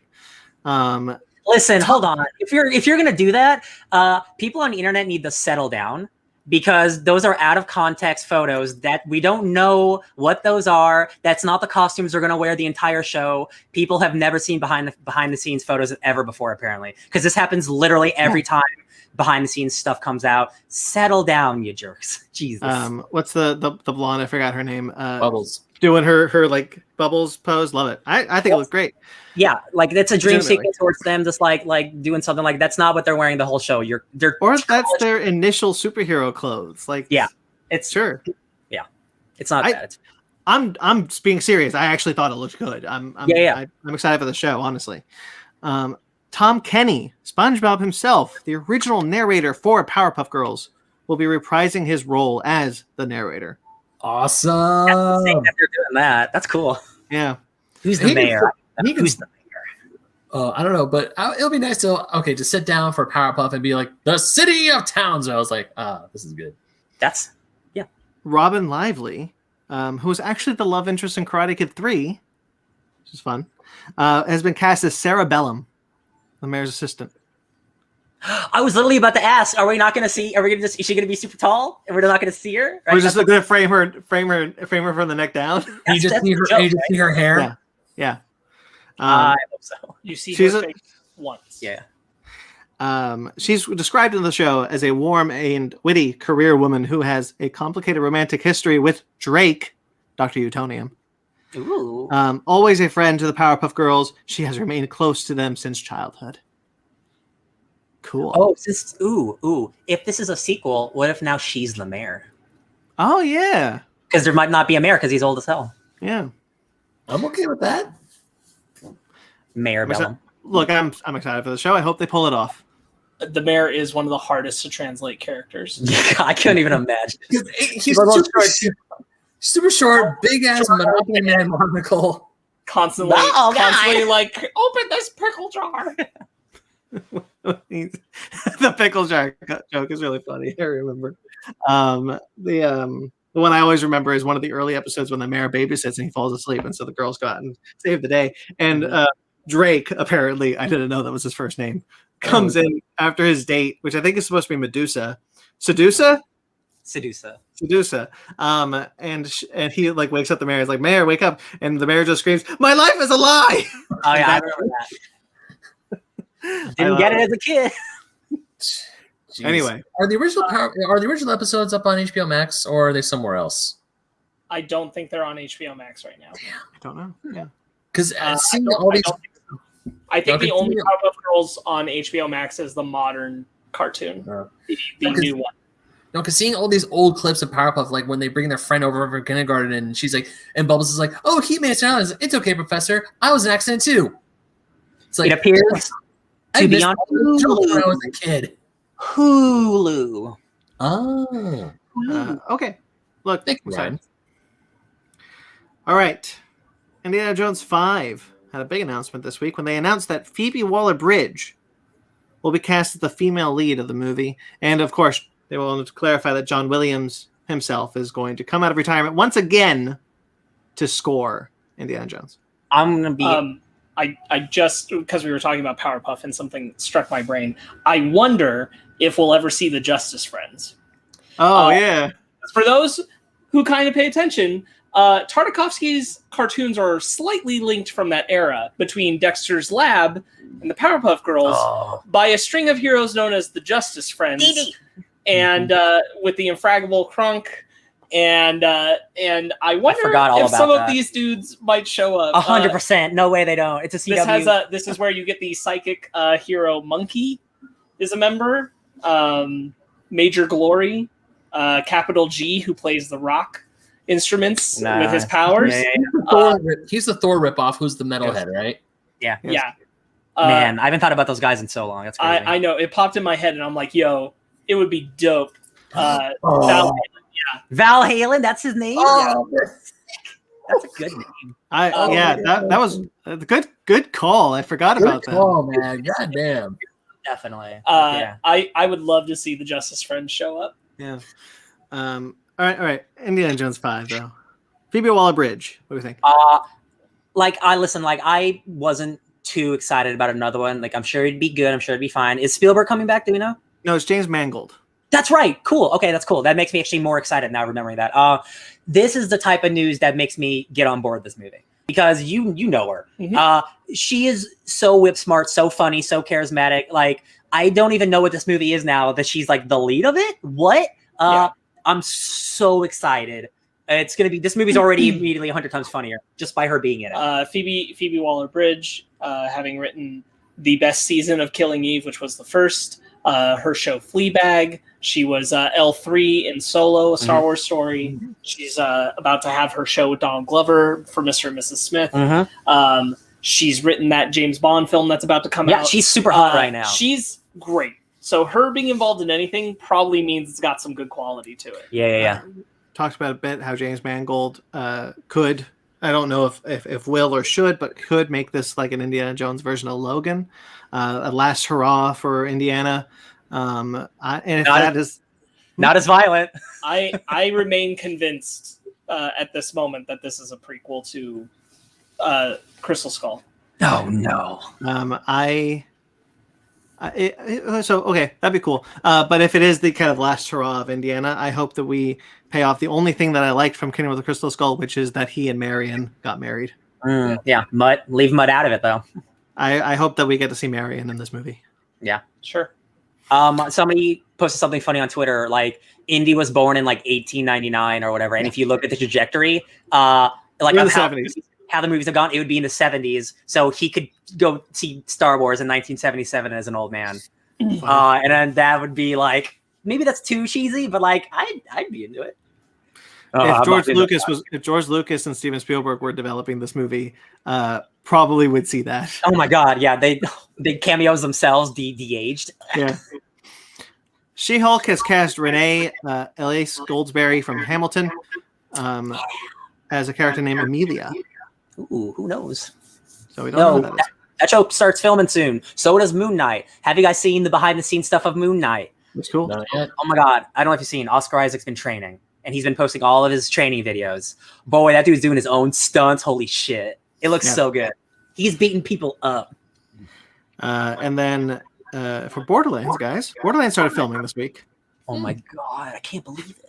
And they made the announcement that Edgar Ramirez been cast as Atlas, which is also the name of the company in the games.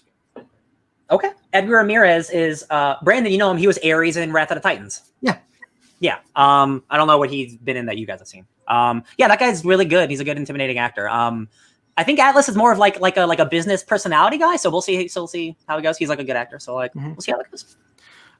They have a synopsis, but it's too long for me to read. Give me a quickie. What do you think? Okay. Read the last two sentences. How about that? Okay, hold on. Okay. Wait. I got it. These unlikely heroes must battle alien monsters and dangerous bandits to find and protect the missing girl, who may hold the key to unimaginable power. Yeah. Okay, so Borderlands, it's about there's a vault on this planet that's full of alien like it's an Indiana Jones in space. It's Indiana Jones mixed with like shooty games. So it's gonna be like a Guardians of the Galaxy almost. You got a Star-Lord looking for something like that, but with guns. I'm so stoked. Like I got a good feeling about this one. I know we're talking about video games next week. Wish it was coming out this week. That's all I'm saying. Yeah, maybe cool. Hopefully it's a good one. I hold that we are about to get a truly great video game adaptation, and if that is the case, then we could be in for a renaissance of great video game adaptations. Oh baby, it's already out in other countries, and if those reviews are true, oh my god, ooh, wait, spicy. Just a couple weeks, Ryan. Hang on, just a couple weeks. 2 weeks. I get scared. Black Adam has cast Bodhi Sabongwe. I'm sorry. In a mystery role. He's a Canadian American actor of Egyptian heritage. Okay. He's been on a few things, but most notably, he's actually the founder and head of a civil rights club at his school. Oh, that's awesome. So he's like a huge, big activist in school. That's cool. Yeah, if they're like doing Egyptian stuff, it'd be nice to cast Egyptian actors. So like that's right on. Yeah. Man, Black Adam, 2007. What? 2007. Because Black Adam, The Rock was announced initially as Black Adam in 2007. Yeah, that's crazy. Wow, it's going to be like 15 years. For the Shazam film, and then when they finally decided that they're going to do a Shazam film in 2013, they did it again. Like Dwayne Johnson is still Black Adam, and now we're finally getting his solo movie. Hey man, we got Dr. Fate, James Bond. Like it's finally happening. Yeah, look, I'm excited. I think I think including the Justice League is really cool. I think it's wild that this one actor has stayed with this role longer than 10 years. Yeah, I guess he really likes it. He really believes in it. It's going to be really sad if it's bad. Right. All right. Speaking of Moon Knight, Oscar Isaac. Moon Knight's getting a new comic book, which is spinning out of the events of the Age of Khonshu, which is the Avengers arc that was perfectly fine. Jed MacKay and Alessandro Cappuccio will be debuting a new Moon Knight series July 7th. I'm very excited. Moon Knight's pretty cool. Jed MacKay is writing Hellions? No. Oh, no, yes. That's Zeb Wells. Sorry, Zeb Wells. Yes, they have very cool, weird names, similar. Jed MacKay is currently writing Taskmaster. He's also writing that Mech Avengers book that you're reading. That dude's like a big up-and-comer now. He's doing great stuff. He's really funny. Moon Knight's like... He's more of a comedy guy, but that's not to say he can't do like drama action. So this is cool to see what direction people are taking with Moon Knight. I just want more Moon Knight. He's always good. He could be taking a Chip Zdarsky arc. Yes. Of, starting as mostly comedy and moving to more action-heavy drama. Very good point, Brandon. Yeah. Guys, do you want to talk about Extreme Carnage? Extreme Carnage? Extreme Carnage is coming next year. Well, this year. Sorry. There's still plenty of time in this year. Donny Cates is ending his Venom run, and Philip Kennedy Johnson seems to be the guy picking it up.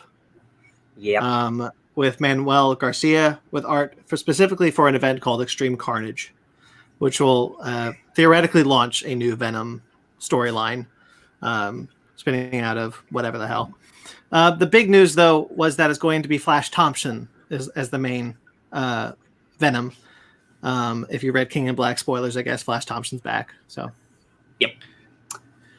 So I like Flash Thompson Venom, one, because it's a Rick Remender comic, and that's the reason I picked it up in the first place. Just like Venom, like I only picked Venom up because of Donny Cates, but Flash Thompson's great. That dude lost his legs being a war hero, and then the government gave him the symbiote, and it was a government funded symbiote project, and things go bad, and stuff happens, and he stopped being Venom for a long time. It's sick that this is happening. Philip Kennedy Johnson isn't winning it for me right now. Like I haven't read Alien, but he did Alien. He's also doing the Superman book, and people aren't the hottest on that either. So I'm like, they're throwing a lot of books at this guy, and he's not really hitting. So I'll wait for the first issue.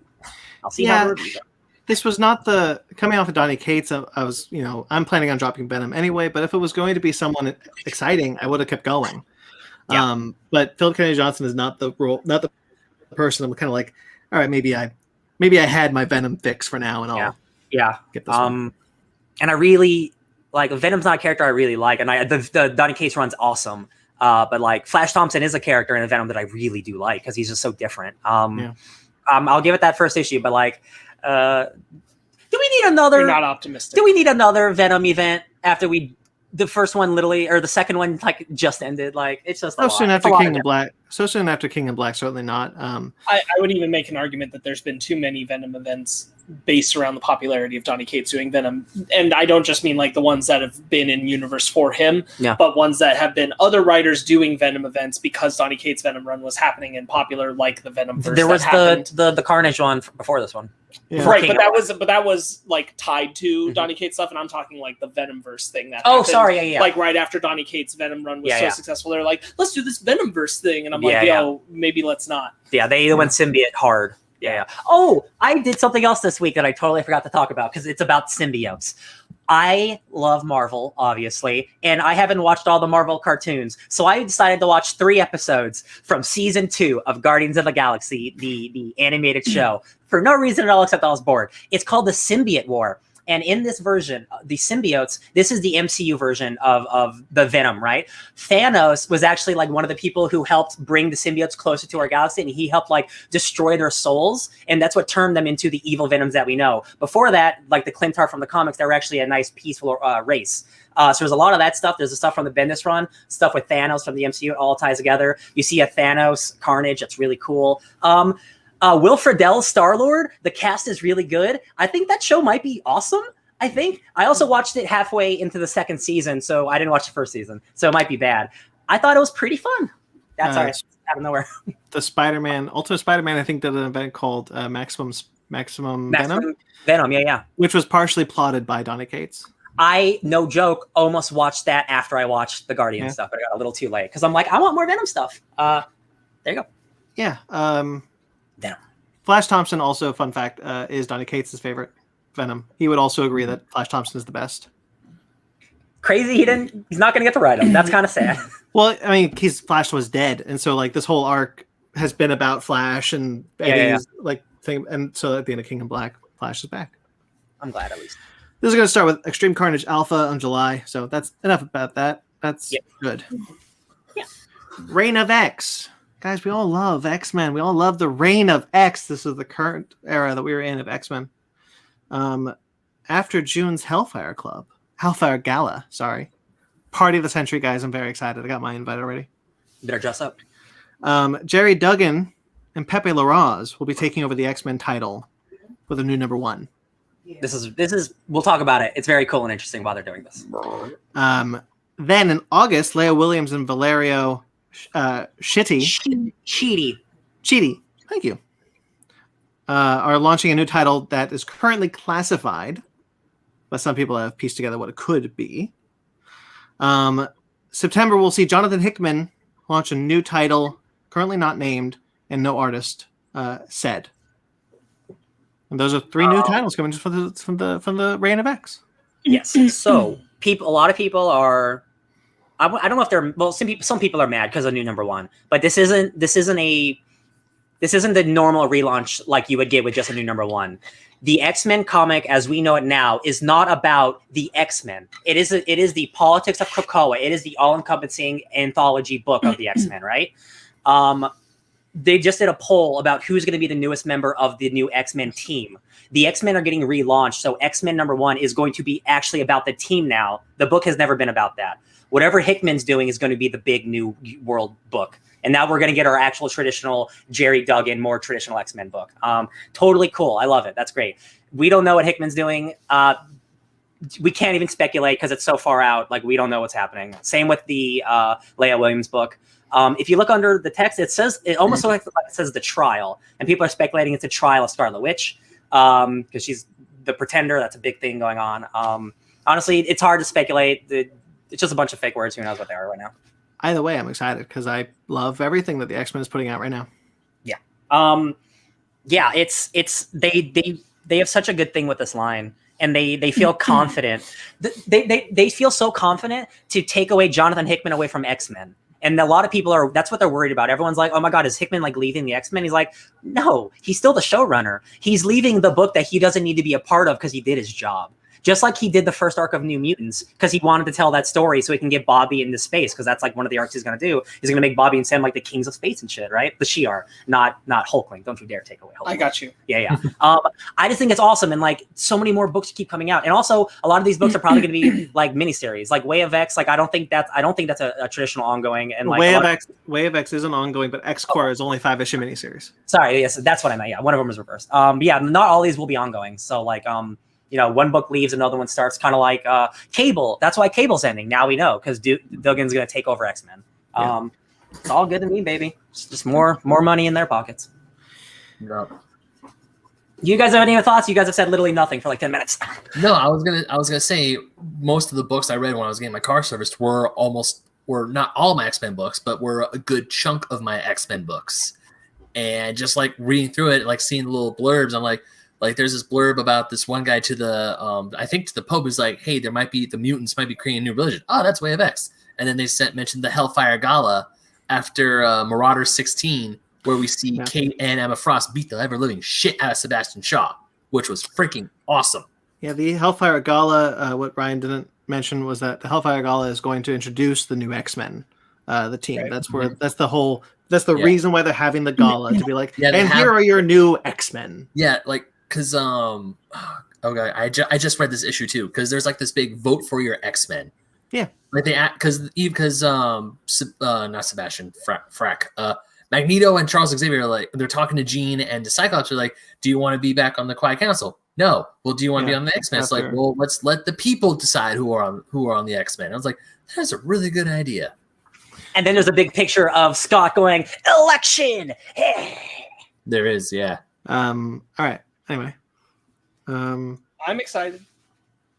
I would just reiterate a lot of what you guys already said. I'm just stoked. Mm-hmm.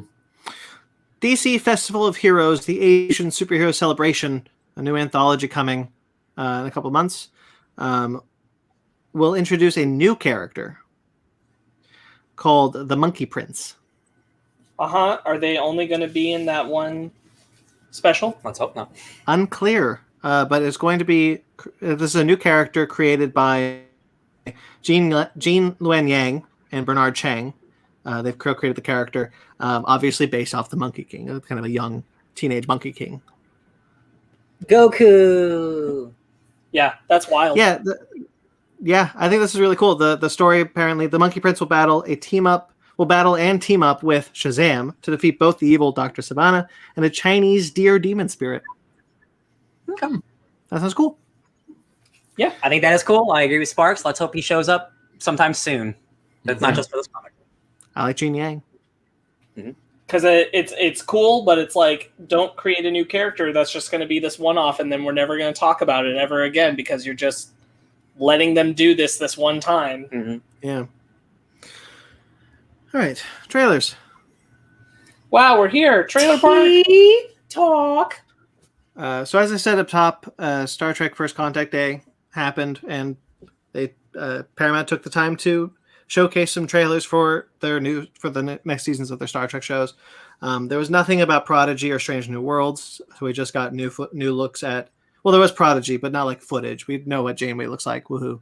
And then, but Picard season 2, Lower Decks season 2, and Discovery season 4 got trailers.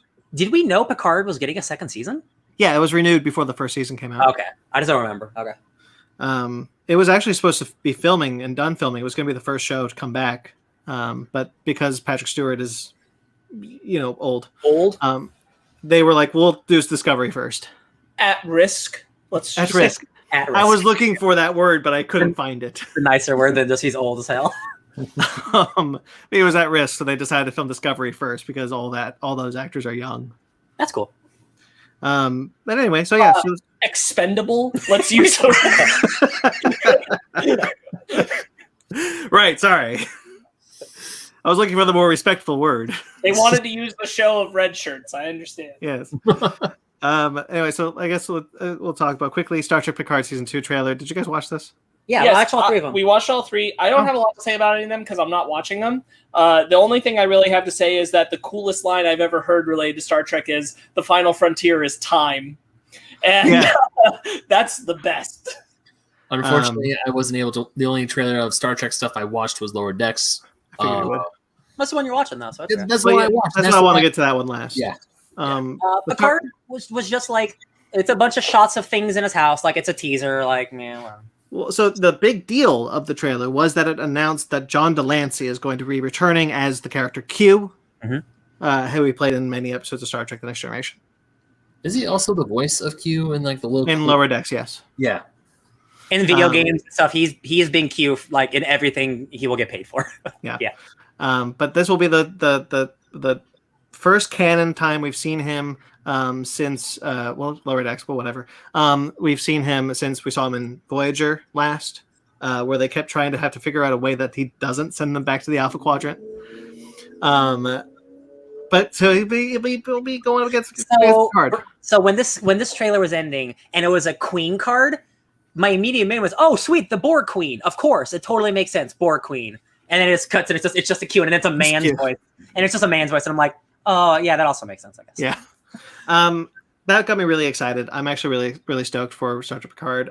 Great to see Q come back. I hope it's better than the first season. I'd like the first season fine, but I didn't love it, and I want to love Star Trek. That makes me really want to watch it because I really like Q a lot. Yeah, there's a lot of cool stuff about the Borg in the first season, 7 and 9. In this one, there's a lot of talk about time, as Ryan said, and there's long shots of just looking at like the Stargazer and Paradise Lost. So I wonder if we're dealing with time. We've got to be dealing with time travel surely in this season. So it'll be interesting to see that. Because we go back to the Stargazer. Ooh. All right, Star Trek Discovery season 4. Believe it or not, I don't have anything to say about that other than cool new uniforms. As someone who's not watching the show, I thought this looked like visually really, really interesting. Like, even though she looks like she's wearing a Tron outfit, it's not Star Trek at all. Like visually, I'm like, okay, this looks cool. Like, and they're dealing with like some like gravity monster thing. It's like, it doesn't strike me as Star Trek whatsoever, but it looks cool. You know, like oh. I mean, I liked this. I liked the third season. So far, they have captured the second season very well. The new setting of the 32nd century is interesting, and like I said, the uniforms of the second and the third season were so ugly. The same design, but gray. Yeah, they were so ugly that I was like, okay, the costume designer needs to get fired because she's clearly blind. Well, now they just went to Tron space instead. But having the division colors from Next Generation come back, making them colorful and bright, and that helped a lot. I still don't really like the jacket, but I'm happy to see more color show up in the show. Mm-hmm. And then Star Trek Lower Decks season 2. Ben, you've seen this whole season, Yep. First season, second season. Looks really cool. I'm really excited. I mean, I'm bummed. Do we want to spoil the end of season 1 or no? No, don't spoil no. it. Season 1. Okay. Not just for us, but for the audience members. Well, because there's a part of the trailer where I'm like, No. It doesn't know. Yes, I know that. I know what you're talking about. yeah, you know what I'm talking about. So Very funny. I like this trailer a lot. I actually laughed out loud. So like, there's a chance that I will watch this show before any of the other ones because it just looks like a fun comedy. Yeah, you should. I think you'd like it. That's why I watched. Because when I first saw Lower Decks, I was like, oh man, this looks great. And then my roommate got Paramount Plus for a while, so I finally binged it all. I was like, this is actually really freaking good. I really like the show. So this is tangentially related to Star Trek, but I just remember this anecdote, so I'm going to say it anyway because I'm on this podcast. I listened to an interview with Robert Kirkman, and he was talking about how when he was talking to Michael Dorn, who played in Star Trek. Worf, yes, thank you. And he got casted, and he's playing Battle Beast in Invincible. So he's like, "Hey, Robert, can you tell me about my character, Battle Beast?" And he's like, "Sure, Michael. He's a man of honor, and he loves fighting." And he's like, "Do you just want me to do my Worf voice?" And Robert's like, "Yes." And I just think that's fantastic because he's just playing the same character. I think it's great. Star Trek's cool. Yeah, excited for Lower Deck season 2. All right. Yeah, me too. Z-Way? Z-Way? Yeah. Z-Way. Z-Way? Yeah. This is you put this one on here, Sparks. Did you want to talk about it? Yeah, I just want everyone to be aware of it coming because I think it's a unique take on this is a what it feels like a female black version of a Showtime show that Sacha Baron Cohen would do. Oh yeah, okay, yeah. That this is very much like trying to challenge ideas, and it's kind of like a welcome forum because it's a lot of comedians and also political advisors and not political advisors, political commentators coming on the show and kind of being challenged in their ideas, but it's in like a funny way, a fun setting, but like also like we're gonna talk some real shit here, and I'm very happy to see someone who is both entertaining and politically active be able to do something like this. So I just want everyone to be aware, because I think this is going to be a show worth your time to watch if you have the opportunity to do so. I was super into this. Like I'm when it's done right, I really like dark comedy, like provocative comedy, not racist comedy. Yeah, There's a difference. You can be funny and dark and not have to be mean to people. There's a difference, right? And I really like how she's just challenging, like, oh, so like, why'd you say that? Because it sounded really racist. And the guy's like, I don't know. And like challenging people, like, just seems really fun, and like putting them like on the spot is like always kind of like a fun, like, ooh, gotcha. Have you ever said the N-word with an A or an ER? Yeah. Oh my god. Yeah. It just looks really like, it looks like really unique and like not something I've ever seen before. And it's, again, like it's a comedic approach to it. And like good on the people who go on the show, like with her, to be challenged and open and able to learn. Yeah. I just think it's a nice thing. I'm glad that it exists. I would definitely check out that first episode, see how it is. Mainstream, Andrew Garfield. Yeah. And Maya Hawke. Yeah. This looks great. Yeah. I was telling him as we were watching a trailer, Andrew Garfield has done like nothing but like really like odd, weird movies the last couple of years, and I'm like super into it. Like he's done Under the Silver Lake, and he's done so many other like weird things where he just shows up, and I'm like, he's doing this where he's like a weird like Instagram like trying to be a superstar. He's a Logan Paul stand. And Logan Paul's in this movie, which is really weird. In this movie, which is weird, but it's all about like gaining fame in like Hollywood and like social media. And like, I was really surprised to see the YouTube characters, people, like actual people YouTubers in there, the actual people who this movie is basically making fun of. Not making fun of, but like doing commentary, like saying like, hey, maybe the social space and the pop culture cachet that you are allowed maybe is a little not great. Mm-hmm. And that's kind of what this movie's about. And I am impressed that there are YouTube stars who are actually what this would apply to present on it. Yeah. But because like Andrew Garfield is pretty much one for one a Logan Paul stand-in. Yeah. Like a weird dude, like willing to do anything for like fame to get other people famous, and it's like the depths that you'll go and like in Hollywood and like gross Instagram shit. Like and it's a really interesting. It's our cat. It's fine. Oh, where'd you guys go? It's fine. The cat knocked over the camera. Wow. I just looked up and there was a black screen. Yeah, it happens sometimes. It's a really interesting concept and take on it, where that power is going to go completely to his head, and he's going to use it to become this no one special character that he believes is really sending important messages like out almost to like the world. Cult-like. Very much like Prophet, like he even calls it that. Mm-hmm. I think it just looks wild as hell, and I'm really into it. Yeah. I think this is very much a movie that I want to see right now, kind of attacking the way that like we praise social media stars, and I think this looks like it's going to handle it super well. Guys, feel free to praise us though. We're the good ones. So obviously we know about Francis Ford Coppola, and we know about Sofia Coppola. This is her daughter. So now the granddaughter of Francis Ford Coppola is making movies. That's how long the Coppolas have been in filmmaking. Hot dog. That's crazy. We forgot about Nicolas Cage. Well, she's not a traditional Coppola. Nikolai Coppola? Nikolai? Yeah, it's Nikolai Coppola. Hell yeah. Well, listen, he's like, I don't know. He's got 10 movies I haven't watched. I gotta watch that Willy one. Those Who Wish Me Dead. Oh, this is the wildfire crime. Angelina Jolie, yeah. This looks really cool. Yes. Yeah. Super interesting concept. Some dudes are after this one guy, and then like his kid. And then like the kid, and then Angelina Jolie helps his kid. Also, a wildfire's happening at the same time. Yeah, cool idea. I'm really happy to see Angelina Jolie do a movie like this, especially one where like the concept is based in her character having to do like really hard stuff, but she's not an inherent like physical like fighter badass. Yeah, like she's a badass in the sense that she deals with wildfires on a regular basis, but she's not like equipped for dealing with hitmen on the regular kind of Yeah. person, and I'm happy to see her do something like that. As we were watching this trailer, I was telling him, like, oh man, in my head canon, this is the Old Man Lara Croft sequel where she retired and has become like a fire watcher, and now she's like, oh shit, I'm back in it. She has at one point that type of like axe thing that the new Lara Croft has, and I'm like, oh. I'd watch that. Yeah. Old woman Laura Croft. Yeah, why not? The woman and the man. It's really no. I'm not gonna do it. Okay. The woman in the window. Okay, up front, Ryan and I have to tell you that we didn't watch the trailer that came out this week. We watched the original trailer that came out a year ago for this movie by accident, and it was a good trailer. And we decided that we didn't want to know any more about the movie, so we didn't watch the trailer. It's the same movie. She's got agoraphobia. Movie though, and she sees something bad happen, and we're super into it. It's great. Megan read the book and said it's really good. Yeah, Amy Adams, Gary Oldman, Brian Tyree Henry. Yeah. This lady who never leaves her house. Mackie apparently somewhere. What? Yeah, he was listed in the credits. Weird. He's gonna show up for 5 seconds. Yeah, this lady, she lives in her house and she never leaves. Might have seen a murder, and then like it's like crazy conspiracy stuff. Did she really get murdered? Who knows? Very Rear Window.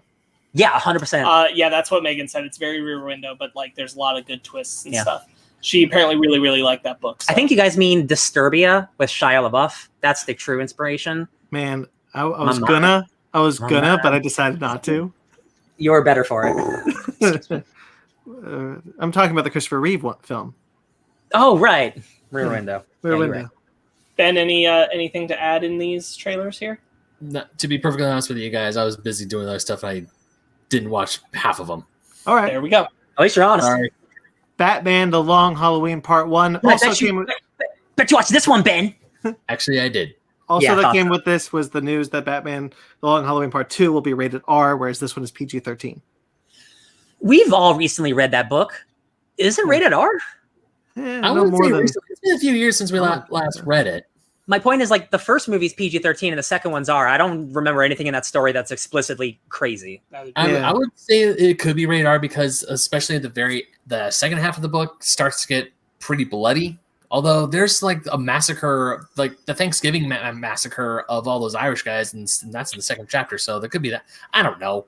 I just find it curious that like they're both not the same. So I was gonna say like the only thing I could think of is that it would be like a lot of blood, and that might be on animation standards too much, but you can also find ways around that. It's a little they do weird. all the time. It's a little weird. Yeah. So this real quickly, I just want to mention it is the same animation style as Superman Man of Tomorrow and Justice Society. I'm very excited for that because I really like the animation style, and I think the hell's his name? Jensen Ackles is doing a pretty good Batman. However, it was him. Yeah. However, this trailer dropped the same day that the Ray Fisher article dropped for Hollywood Reporter. Going back to the idea that Ray Fisher talks about how they try to kind of pad the news to bury him in the news cycle. This was not the movie to do it with because one of the reasons was it wasn't done. The audio syncing was off. That's funny. People were talking without sound coming out of their mouths. Mm-hmm. That's fantastic. This trailer, animated trailers, to be honest. Yeah, this trailer was meant to come out in a couple of months when Justice Society is released. Makes sense. But they decided to drop it early. Man, I haven't seen those other movies, but like, I don't know what it is about this movie, but like, maybe it's like the dark Batman of it. But I think the animation's really good, and I just haven't. And not that I dislike the other ones, but like, there's just something about it that clicked for me this time. Yeah. Just seeing the other trailers, and I'm like, oh man, this really does pop. I really like. I'm gonna probably give those other things a chance. No, I mean, I like the animation style. I haven't seen Man of Tomorrow. I've only seen the trailers, but I do want to watch it. It's up on HBO Max right now. But watching this trailer is like, I kind of dig the animation style. I don't know why. I like it because it's crisp and clean, but it's not like too crisp and clean. Because you look at that, you remember the art from that book. That is very heavy, dark colors, very dark palette, a lot of black and whites, a lot of just like there's that one scene when Gilla goes down the steps and it's just black and white, essentially. It's just Harvey on. Yeah, they're going for a different animation style, and to keep it within the same universe. I think this is what we suggested. What we had thought that Superman Man of Tomorrow is the first of a brand new DC animated universe. Yeah. I'm just glad that they're doing it in two parts because like that is a big story and there's a lot of moving parts to it. And like especially when involving dates. Like you can't cut some of those dates out, right? It's a little 12. weird. Go ahead. I was gonna say it's a 12-issue maxi series, so yeah, you have to do it in 2 parts. Otherwise, it's like if you just squish it down, it's like, but what happened to cool shit on that day? Sparks. It's a little weird. I always pictured when they announced that they were doing it animated that the Batman Long Halloween animated film would kind of stand on its own. Yeah. While I like this animation style, I kind of always pictured something that was more just trying to Do its own thing. Yeah. do its own thing and be like that comic. Not that I'm against this animation style. It is just a little weird. I didn't think that it was something they were going to tie into a new animated universe. Yeah. That's fair. Yeah. Jupiter's Legacy. First trailer for the first season. Boy howdy, this looks just visually exactly like that comic. It's truly like impressive how this is one of the most faithful adaptations I've ever seen in terms of just visually, like the costumes, it looks like. They are just half of this trailer are straight up panels from the comics. It's really cool.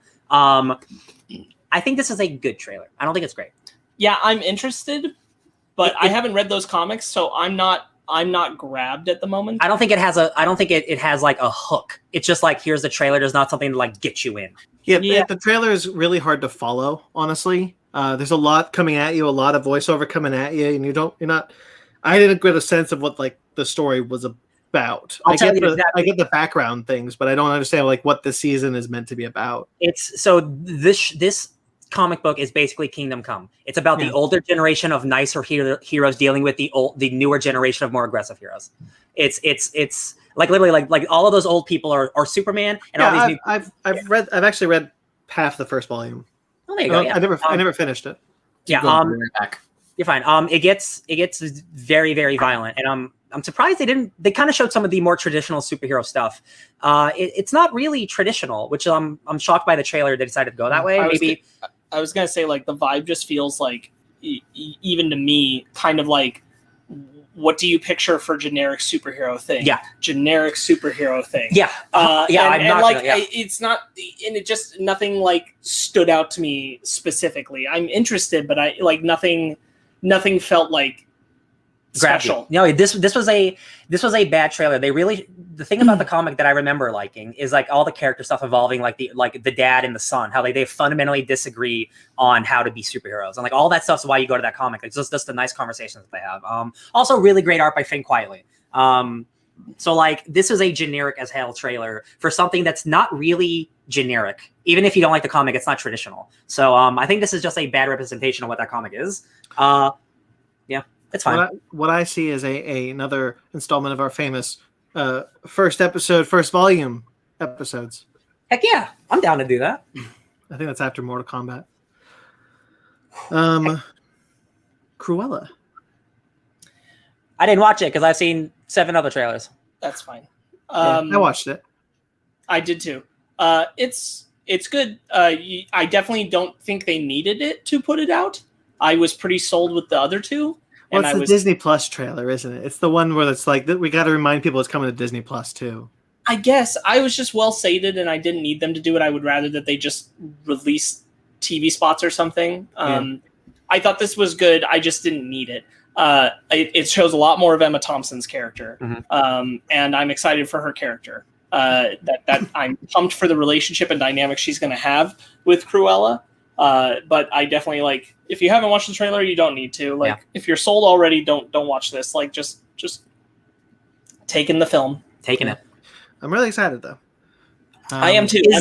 I'm still convinced that this movie's going to be pretty great. Is Cruella a Disney premium thing? No. Yeah, it's going to be the $30. Yeah. Oh yeah, it is. It's $30, but you can also see it in theaters. Yeah. I'm mistaken. Yeah. It's not a free one. Like we'll probably see it in theaters.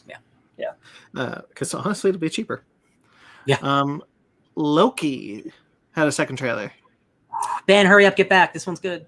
Yeah, this is a great trailer. I'm really excited for the Loki show. Yo, check out that scroll in a jumpsuit. When Loki gets first brought in, there's a scroll wearing a tracksuit. Hilarious. I don't know if that's a weird Hawkeye reference. The Matt Fraction's Hawkeye, I doubt it, but no other. There's a big thing with tracksuits in that comic, so I'm like, I wonder if that's that. There's so much in this trailer that I really loved. I love the scope and the scale of it, of seeing all these big locations. We're not dealing with boardrooms. We're going all over. Like it really looks like they went for it.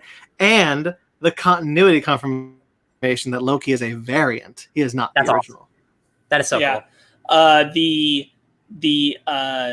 destroyed New York Yeah. has me intrigued as hell, seeing a dilapidated Avengers building in the background. Do you want to talk about that? We now know who the lady is. Oh yeah, okay. So I forget her name, but the lady who's like sitting at the table, like the main lady. I forget her character's name, but that's the lady who's married to King the Conqueror in the comics. And if you guys know who King the Conqueror is, he's a dude who deals with time, and time's a big part of this show too. So I'm not saying it's tied. Well, and knowing that King is coming in the Ant-Man film, it's like I can't believe I didn't think about the fact that this time thing might build to Kang, or be connected in some way. And even some way, just because like King's whole thing is just like he's all about messing with time and making it all about him. And I'm just like, if his lady's involved, like it could be a small cameo, it could be nothing. You know, we're fun speculating, but like. You don't put the lady he's married to in the thing. It just seems like a no-brainer. Counterpoint: the woman that Man-Thing is in a relationship with is in Iron Man 3. Oh, that's a good point. I mean, that's a fair point, but like Man-Thing isn't appearing in anything else. We know Kang is coming. It's just I agree. I was just throwing out Didn't she die in Iron Man 3? Yes, she is not going to show up in a proposed Man-Thing film. Yeah. I think that she's a main character, and I think that's super interesting, and it does make sense that Kang is kind of a wild character for non-comic audiences, and to have him introduced in Ant-Man, it does kind of make sense that some of the groundwork for him might be laid by the show. Not necessarily that we're going to see him, but that like things that are based in the show are going to tie into Kang's appearance. We see a shot of a TV that has like the timeline and then branching timelines, and you can see that timelines are about to connect and like branch into each other. And if that happens, then the universe will explode. So I think the course of this show is straight up just Loki going to different branching timelines to fix shit. So we're going to go to the Avengers time. We're going to go to the New York timeline where they lost, or we're going to go to this thing where this happened and stuff. Yeah, it looks like we're dealing with Loki needing to clip the alternating branches. Yeah. It's going to be super interesting to follow a Loki who has none of the character development past the Avengers film. Yeah. He's still 2012. That'll be fun. I just Owen Wilson, loving it. I honestly have to wrap my head around it sometimes because I'm watching him in this and I'm like, I feel like he's done so much more growth because I have Loki in my head as Loki has been, and I'm like, no, he hasn't. He hasn't grown. Because when you think about Loki, you think about, oh, this is like the Loki from Thor Ragnarok. It's like he's grown so much, and all this other stuff is like, oh wait, no, this is the one from Avengers where he was a total dick. Yeah. Yes, I really like the idea that like they pluck someone who wasn't supposed to be in the timeline out of the timeline and is now like making him like fix other timeline mistakes. I think the show looks excellent. I'm very excited. Yeah. I love the part where it's sign this to confirm this is everything you've ever said. That's absurd. Sign this too. There's a great it looks like it's probably gonna be like a little thing, but like there's a comic called Vote Loki. That came out during Trump's election, and it's very much a what if Loki ran for president. It looks like he's gonna go to another world and like try to like become their leader, and then like, oops, I maybe shouldn't have done that. Oopsies. Like literally straight from the comic, like the Vote Loki button and everything. I agree. Looks I love fun. watching him and Owen Wilson banter, so I think they're gonna be good. Oh yeah, I think that's gonna be. Oof, so glad. I can't trust you. It's like, why you've tried to kill so many people? Well, I wouldn't do that again. Yeah, it feels completely of a distinct flavor away from the other two shows we've already had, which is awesome. Morbius. All right. What a name. Topic? Yes. That's it? Yep. Get over here!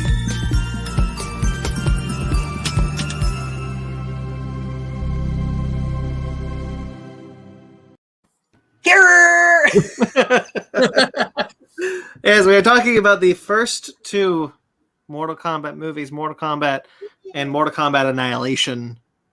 I guess full spoilers. I don't know if I should do that. But hey, Mortal Kombat, guys. So what did you think about revisiting these two movies? It wasn't a revisitation for me. It was a first-time viewing. Oh, right. That's right, because you watched both of them for the first time. You talked a bit about your relationship with Mortal Kombat last week. What was that again? You were kind of lukewarm on it? Yeah, it's not like lukewarm. It's just I think that movie is all right, and it's mostly good for how stupid it is. And that's the reality of it. And I don't have nostalgic attachments to it, so it's just kind of okay. And I think like there's an amount where this is going to come up in next week too, where it's just I've lived my life being told that all video game adaptations are being measured against Mortal Kombat, and I get to Mortal Kombat and I'm like, I don't know about that, guys. I did the downright bored annoyed thing about Mortal Kombat this week, and Michael also hadn't seen it, so he very much felt the same way. That was like, I spent my entire life hearing that this is the best thing, and then what I got was like garbage, and like he's way less on it than you. He did not like it. I won't call it garbage because like I can appreciate the quality level of it for its time, but I also recognize where it's still not good for its time too. Oh yeah. And there's both of those things in it, and I'm like, that's all right. All right, we're gonna get into it. Yeah, but that's my experience with it. Well, let's just get into it. I think that I really like. Excuse. I was gonna say something because it's been a long time since I last seen these movies. Oh, I'm sorry. You didn't say anything. I'm sorry. I was waiting for Sparks to finish. Well, now he's done, Ben. So okay. go. Well, all right. Are you okay? It's okay. Yeah, so hi everyone, Nostalgia's Bitch here.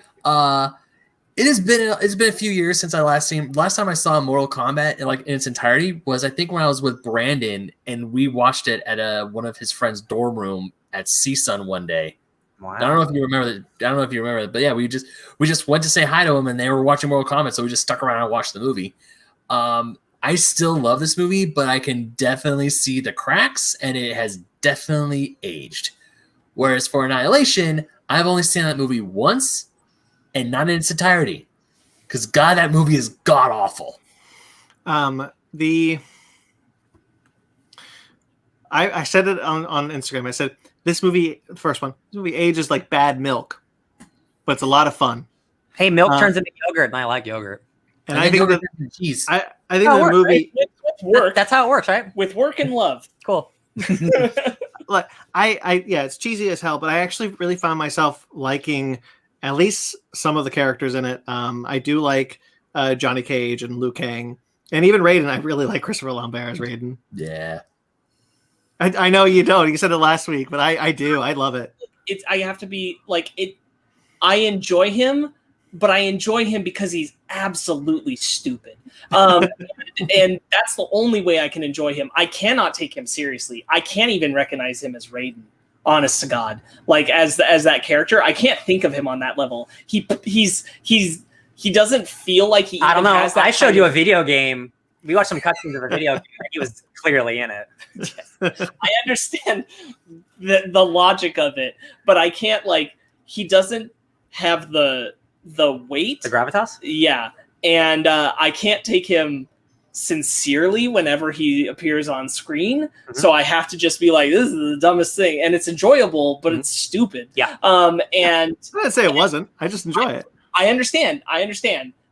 It's just like, oh boy. Raiden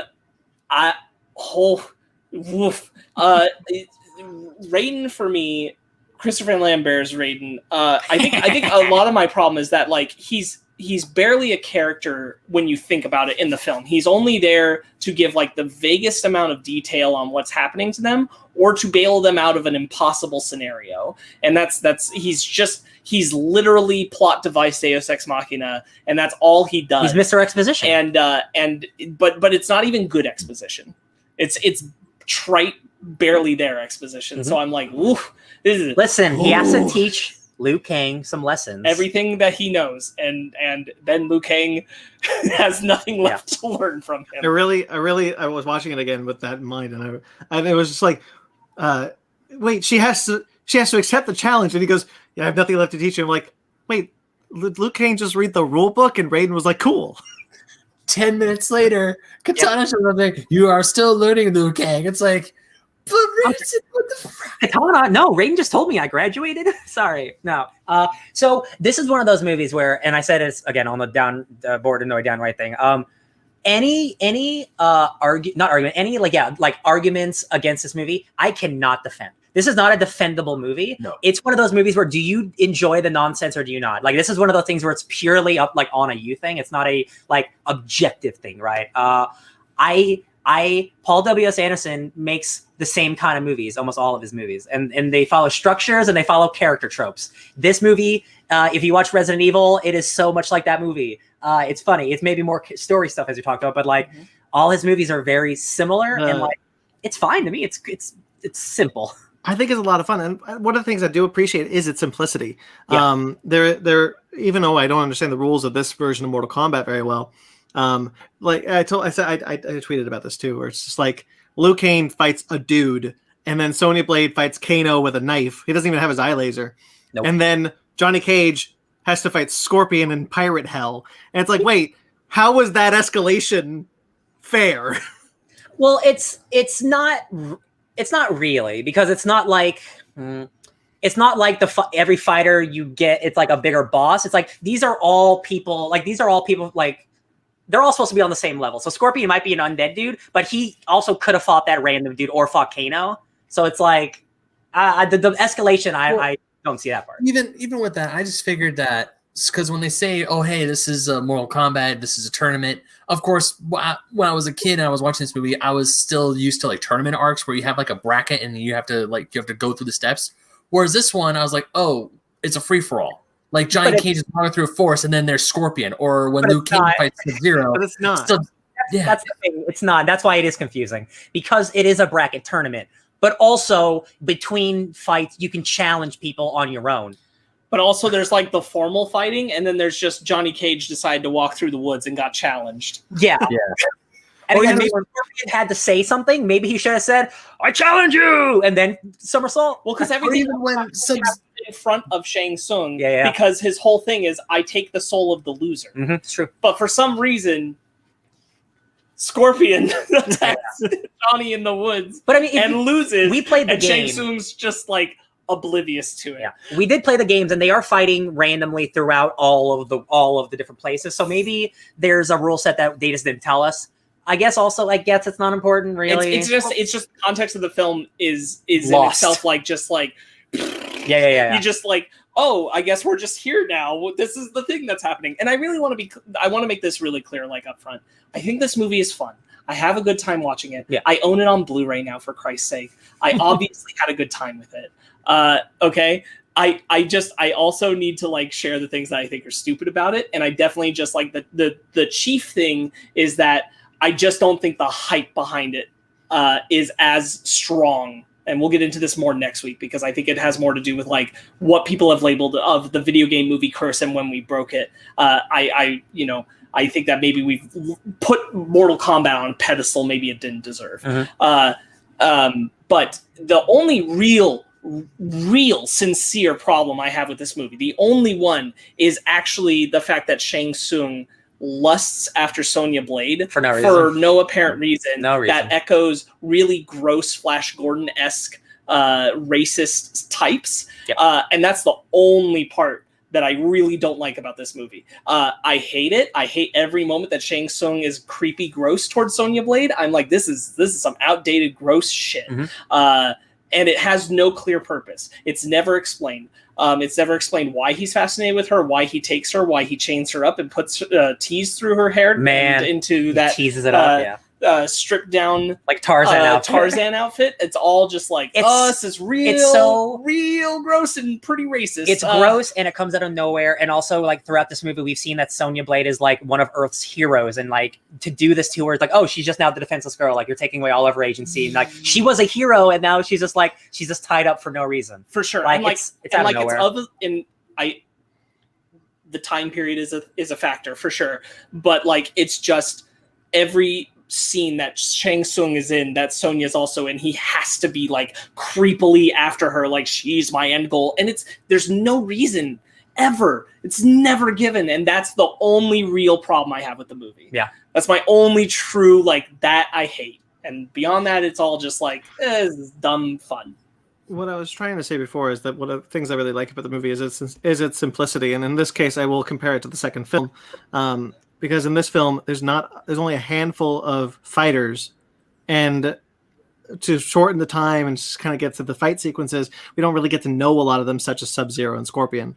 But they're not even characters, man. But it's a really small cast of characters, which helps the movie kind of be streamlined. And I think the sets are actually interesting. The Goro creature alone being a complete animatronic is awesome. I love that, but man, does his torso weird me out. Yeah, it is. It's really weird. You guys should watch the extra tall torso. I'm like, why is this so weird? So the guy's head is like right here. Yeah. I watched behind the scenes of it. It's hilarious. There's like so many puppetry working. That dude was doing a lot of this. Whole lot of that. Too top heavy. I prefer that they did this instead of a really bad CG model. 100%. Because of course, Reptile is it looked bad then because Jurassic Park came out a couple years before this, and it looked bad then. It looks worse now. Yeah. Oh boy. Yeah, Reptile looks like utter garbage, so I'm glad that Goro is an animatronic. It does look good. Yeah. No, I mean, I do like the Goro animatronic. It does look awesome. I'm just curious because while I was watching this movie, I was like, man, every time, because like with this fight with Johnny Cage, Goro is constantly like raising his arms, going, "Yeah, I'm the best." You know, he just got punched in the nuts. Yeah, he's an ego. He's an ego. Well, no, guy. he has does to that, collect himself, and then he pumps up. That's the thing he does. He pumps himself up. He's his own hype, and then the crowd is his hype. Ben, we played the games. Do you not remember that the bosses do that so they give you time to hit them? All the bosses always do that because they're too hard. Yep, you're right. I do really enjoy this movie. I think as I said, I think Liu Kang is good in this. There's a lot of fun Liu Kang moments, like when with the interactions with Johnny, he's like, just another Star-Stuck fan, huh? And punches him in the shoulder. I love his hair. I love his hair so much. Okay, it's really dumb, but goddamn, his hair is freaking gorgeous. It's magical. It's like, damn, I want hair like that. What were you about to say, Ryan? I was going to say, this time watching it, I really like Johnny Cage, and I don't think he's really doing anything special. I buy that guy's like, I'm an actor who nobody takes me seriously, but I am actually like a really good martial artist. And I think that dude, Lyndon Ashby, I think that's his name. Yeah, he does a lot of his own stunts. A lot of the actors do their own stunts in this movie, and I think he has probably the best fight scene. Like the him and Scorpion fight is probably the best fight in the movie for me. It has the most like visceral connections and like the best shot. And again, in the weird pirate haunted zone, that's a cool set piece. There's a lot of good fight there. I will agree with Mag. Mag in the comments says the best fight is Reptile. I think that's the best fight sequence for me. I think that's a really cool one. Second one. Yeah. When Reptile is in the creature and they do the action fight.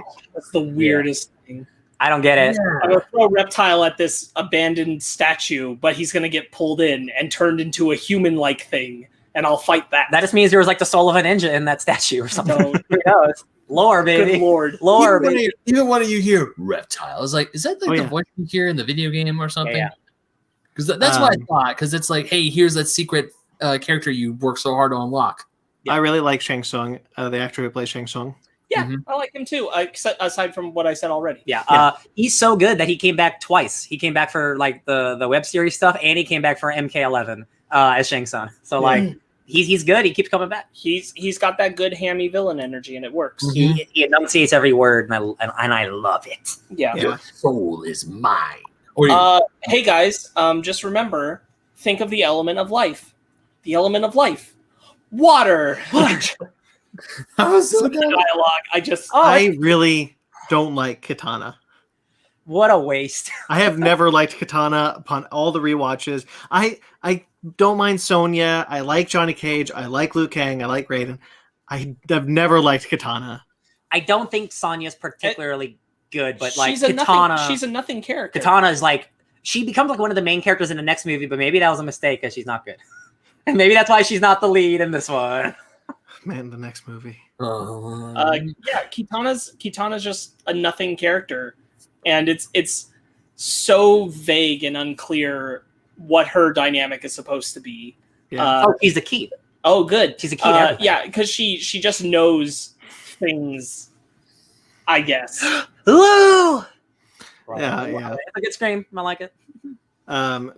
Such a weird added plot point of Liu Kang needing a brother to get him into the Mortal getting Kombat. revenge. Yeah. But let's all just raise our proverbial glasses for Art Lean, who's the most barely a character of this movie. Art Lean is the black guy eviscerated by Goro.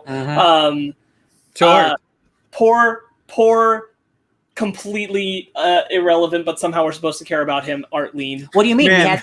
he had a 2-sentence conversation with Johnny Cage. You're right. When Sonya just screams that he's dead, I'm like, did you guys know each other? It's like, Luke, I swear, like there must have been a deleted scene spending some time with Arlene because it's so much later in the movie. Like I have to remember who he is. Yeah. They did want to make this movie rated R, and then the studio was like, we're not making this movie unless it's PG-13. So like there is some behind the scenes stuff. Of course that happens. Yeah. I'm just looking back at my notes. That opening scene where we first meet Sonya and Jax is so like if you told me that was from Resident Evil, I'd agree. Yeah, you're right. Yeah. It's shot exactly like he shoots Resident Evil. I'm like, I this told is ya. this is a Resident Evil scene 100%. Yeah. It's so bad.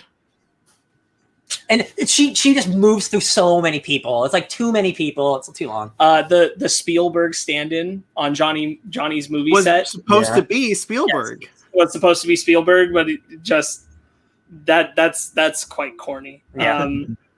Where did you get these guys? Yeah. This is where you fall. Yeah. Let's see. Yeah, I think the action for the most part is like it's pretty good. Time to just throw aside all these tables and tables of food. Oh, Get the banquet, guys. Dude, I love man, what a waste of food. Oh yeah, it's Shang Tsung's island. He's got plenty of food. It's fine. To watch someone die. Kano. I want to talk about Kano real quick. He's not in the movie very long, but in terms of being an adaptation of a character, this Kano is so good. He is so sleazy and gross. And I've said it like 10 times this week, but I'm gonna say it again. He has one of my favorite lines in the movie, and I cut him ear to ear, and I love it. He's so gross, and he gets his neck snapped by Sonya, and I love it. I'm so excited for this new Kano because the guy playing him is like a really awesome comedian, and he looks like really sinister. It's like a different type of role for this guy. And Kano actually has a laser eye in the new movie, so big bump. He was in Superstore. He's really funny. Oh, that actor? He's oh cool. Right on. Yeah. Cool, He cool. left Superstore to do Mortal Kombat. Oh, that's sad but cool. Yeah. All right. Yeah, I also think Kano's a lot of fun. My favorite is when Shang Tsung is like, finish him. It's like, no, Sonya. No. Yeah. No, he's like, give me a break. Okay, crack. Yeah.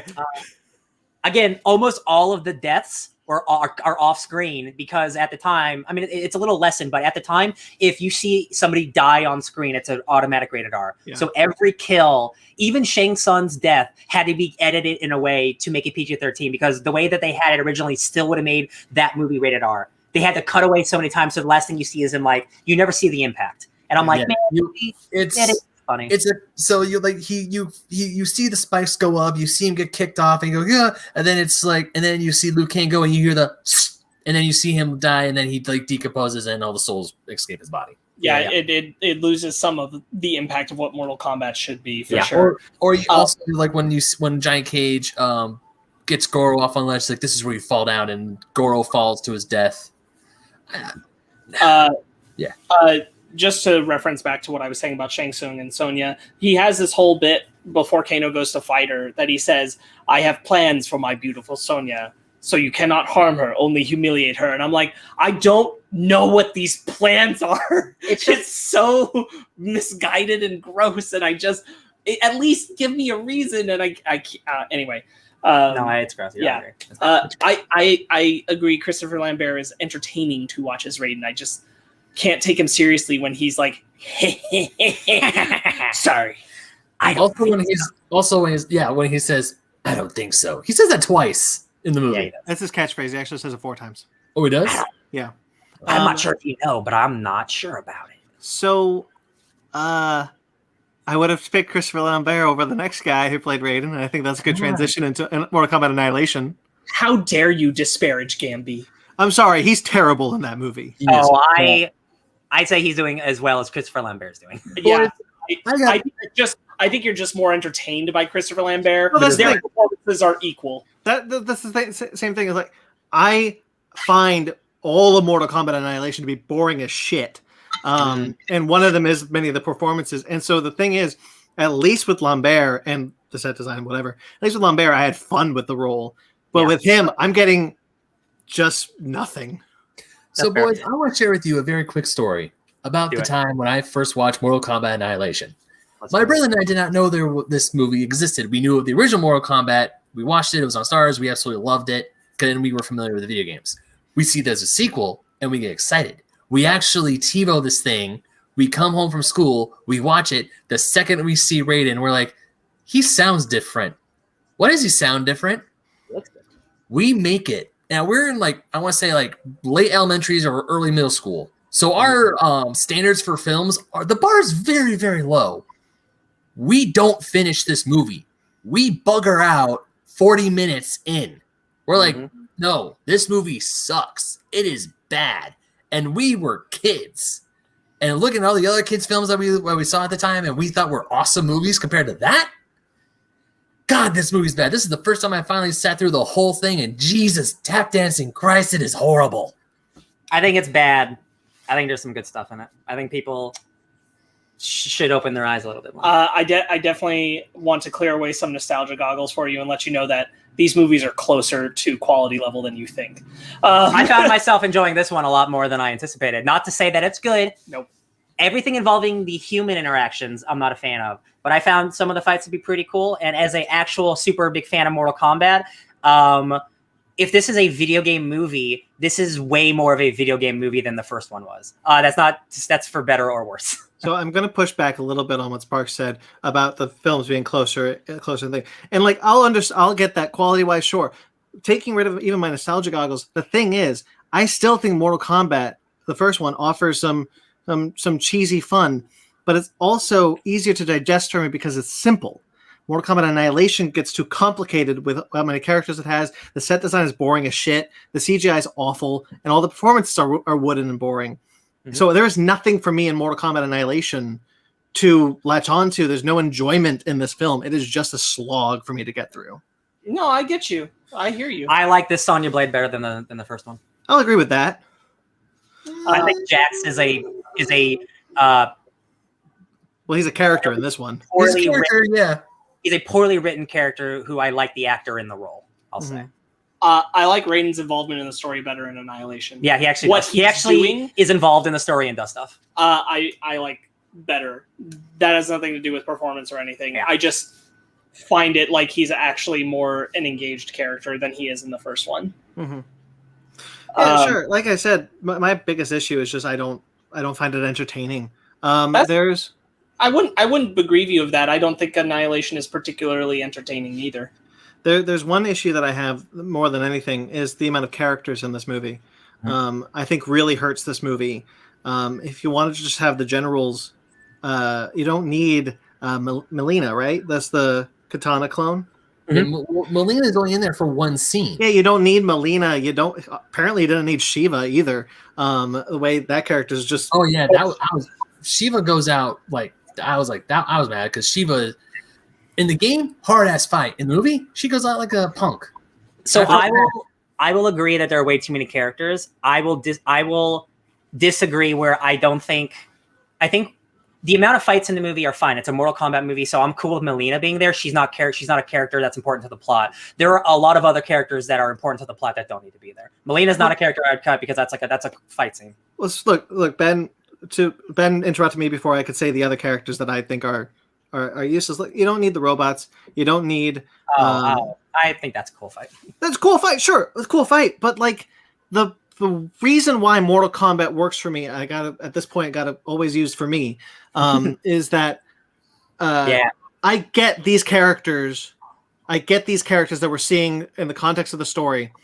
Even if Sub-Zero and Scorpion don't really have characters, but I get their role in the story. I don't get a lot of the side characters and the role of Mortal Kombat Annihilation. There's one character specifically that I'm trying to remember. Not Jade, not the Queen. Baraka? I don't remember. No, but Baraka's kind of fine. I honestly forgot it happened when the scene was over. Boy, yeah, me too. I honestly, every time I've gone through it. So I watched it once, and then I passively had it on while I was working on schoolwork to just try and keep notes in my head. Mm-hmm. And when Baraka came back on screen, I'm like, oh yeah. And now when Ben said Baraka, and I'm like, oh yeah. Oh yeah. He means nothing in this movie. Good Lord. Fun fact, they offer that role to Sylvester Stallone. He turned it down, believe it or not. Oh no. Oh. Yeah. Oh no! Anyway, and then there's like the I don't understand like the subplot with Raiden and Shao Kahn being brothers, which wasn't in the games at the time. Well, just as add bad drama. It's just there's so many choices in this movie that just like it's really hard for me to get into it, even as like an enjoyable schlocky film, because of all these issues. I just can't get over. The character one is a big deal for me because I just don't understand. Like, Nightwolf doesn't need to be in the movie. Well, I mean, I disagree, and this is going to sound weird. Like, the whole plot of Liu Kang is he has to learn how to do all this animality stuff. So, of all the characters to be cut, Nightwolf is kind of the one who has to stay there. If anything, he should have had more to do because he's the one who's training Liu Kang. Sure, but if you're gonna, I don't understand like why he's there for that short amount of time if it's such an important part of the movie. Get rid of some of the excess characters and give Nightwolf more time. Sub-Zero. Yeah. Oh my God, there it is. Sub-Zero. I've been waiting. I've been trying to figure it out. Sub-Zero's role in this movie is awful. I hate it so much. He disappears, and he's not important to the plot at all, except for a cool scorpion fight. He has a cool ice bridge.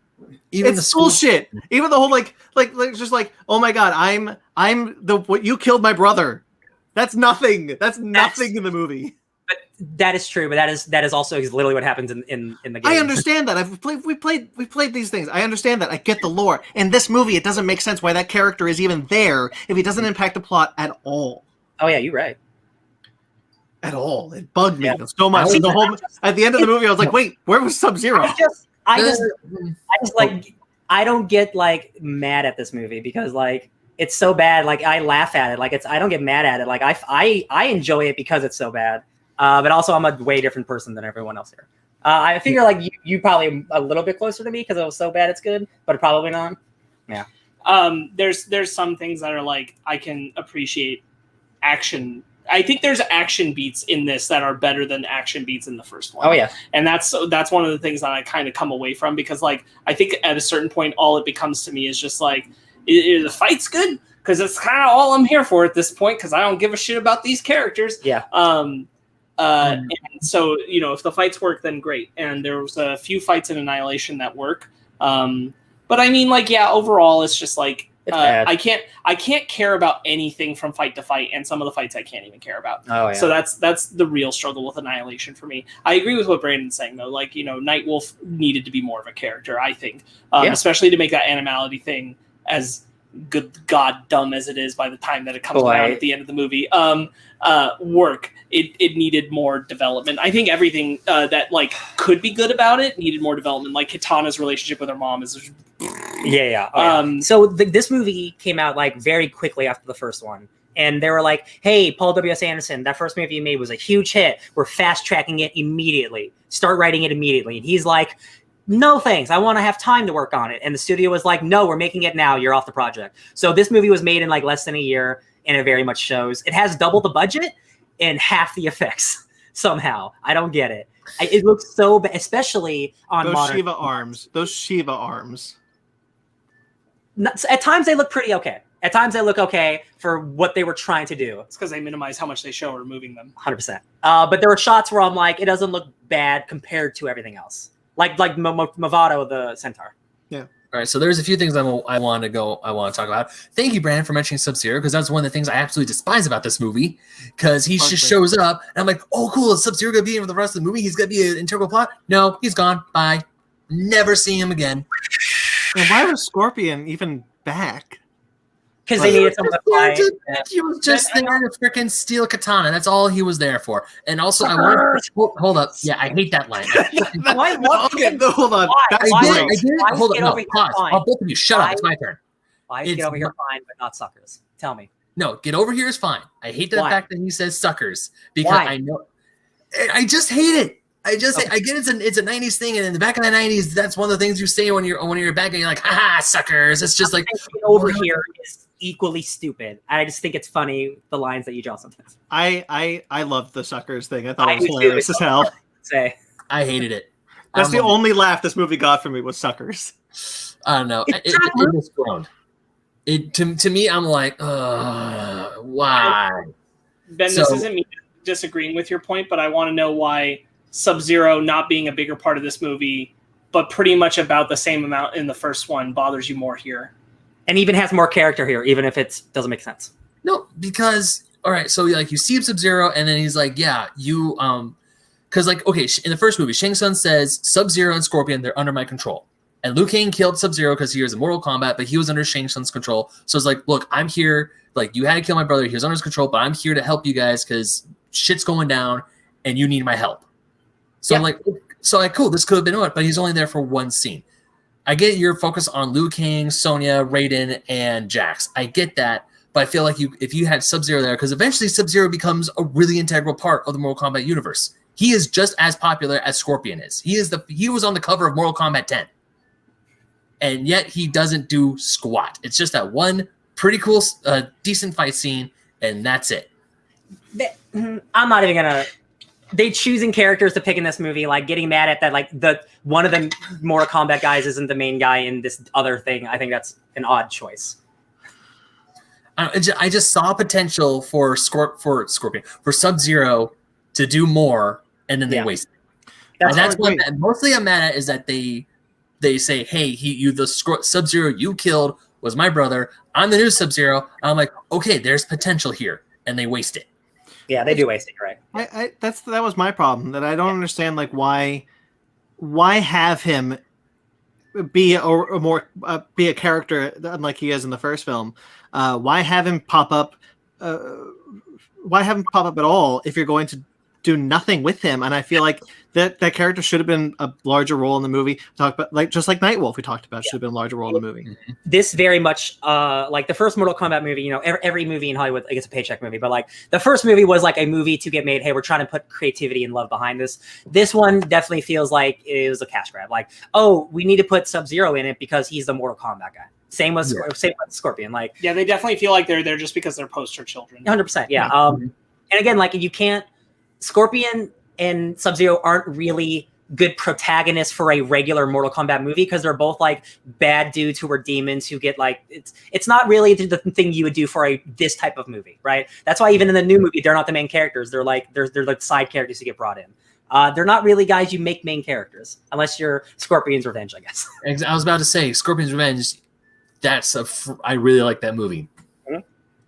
You're right. But the other thing you could have had the arc of him having to deal with the fact that Liu Kang killed his brother be in something. Yeah, but you know, like that could have been in the movie more than just a line. And that would have been interesting to see. But we've been beleaguering this Sub-Zero point for too long, so we should move on. The other thing I want to say is that a lot of the fight scenes when I watch this movie, I really don't like. They just look. There's like so many different jump cuts. Just the way they're shot is just. There are a few times I was getting dizzy watching these fights. Mm. And I was the first one, it used like those 90s shots of like people jumping over the camera and everything. But oh my god, there's so much flipping. So many flipping. So much flips. Especially when like the 3 reptiles show up and like when Liu Kang is fighting those reptiles and there's this, remember, like 2 of them just like they're behind a pillar and they go, ha ha ha. I love it. Like, look who I am. Like they both do something like that and then they just flip away. It's like the thing that bugged me about the flipping so much, besides the fact that I think Raiden's fight is awful, when it's flipping coming out of like CG flipping coming out of a green screen, that was egregious to me. When like Raiden pops out of nowhere, like, oh no. The opening with the ninjas, the computerized sky where you can like literally see the pixels of where they didn't hold Raiden's arm or Shao Kahn's helmet or whatever in the frame over the sky and that kind of thing.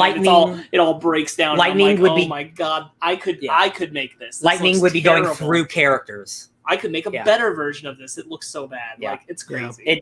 This felt like a rush job. Like didn't get half the cast back because like it was just like we're making this movie immediately. I didn't get any one of the cast back except for Katana and Liu Kang. Yeah. I think that's one of the biggest problems with the film is that like the opening is probably one of the worst parts of it. Oh yeah, and like it doesn't make you want to keep watching. No. It just looks like utter piss. Too bad you will die. That's one of the greatest lines in cinematic history. It's hilarious. It's so good. Shao Kahn, that dude is really funny. He's committed. He's committed, and him and Shinnok, like Shinnok's kind of sucks. Also, really weird to just make Shinnok look like a dude actually they make all the Elder Gods look like dudes at the end, whatever. No. Then there's the 2 who are like, I'm fire. And no, that's what I mean. But you see them at the end, and they're people. That's what I mean. They're old people. Because Shinnok is one of them, and I'm like, that's cool. Although, I think the scene at the very end when the Elder Gods are like, it will be decided in Mortal Kombat. I think that scene's pretty sick. I do think the final part where like the bad guys are standing up on their hill and like the good guys are like walking. And you said it reminded you of like Dragon Ball Z or something. Something. I did.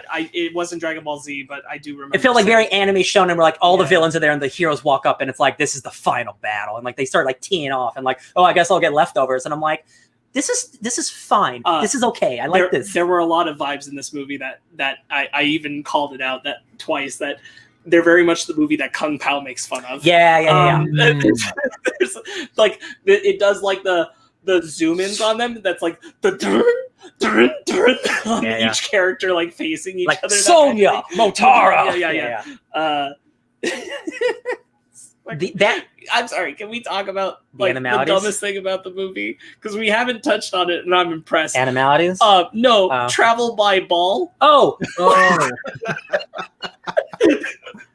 And like Katana knows about it, and she's from Outworld. Because Katana's like, we made these. They're like, wait, you're the princess of Outworld. This is an Earthrealm. I feel like the logic literally was that came up with this fucking way of traveling was that, wait, we just said that the queen manages all portals, so Raiden can't take them by portal.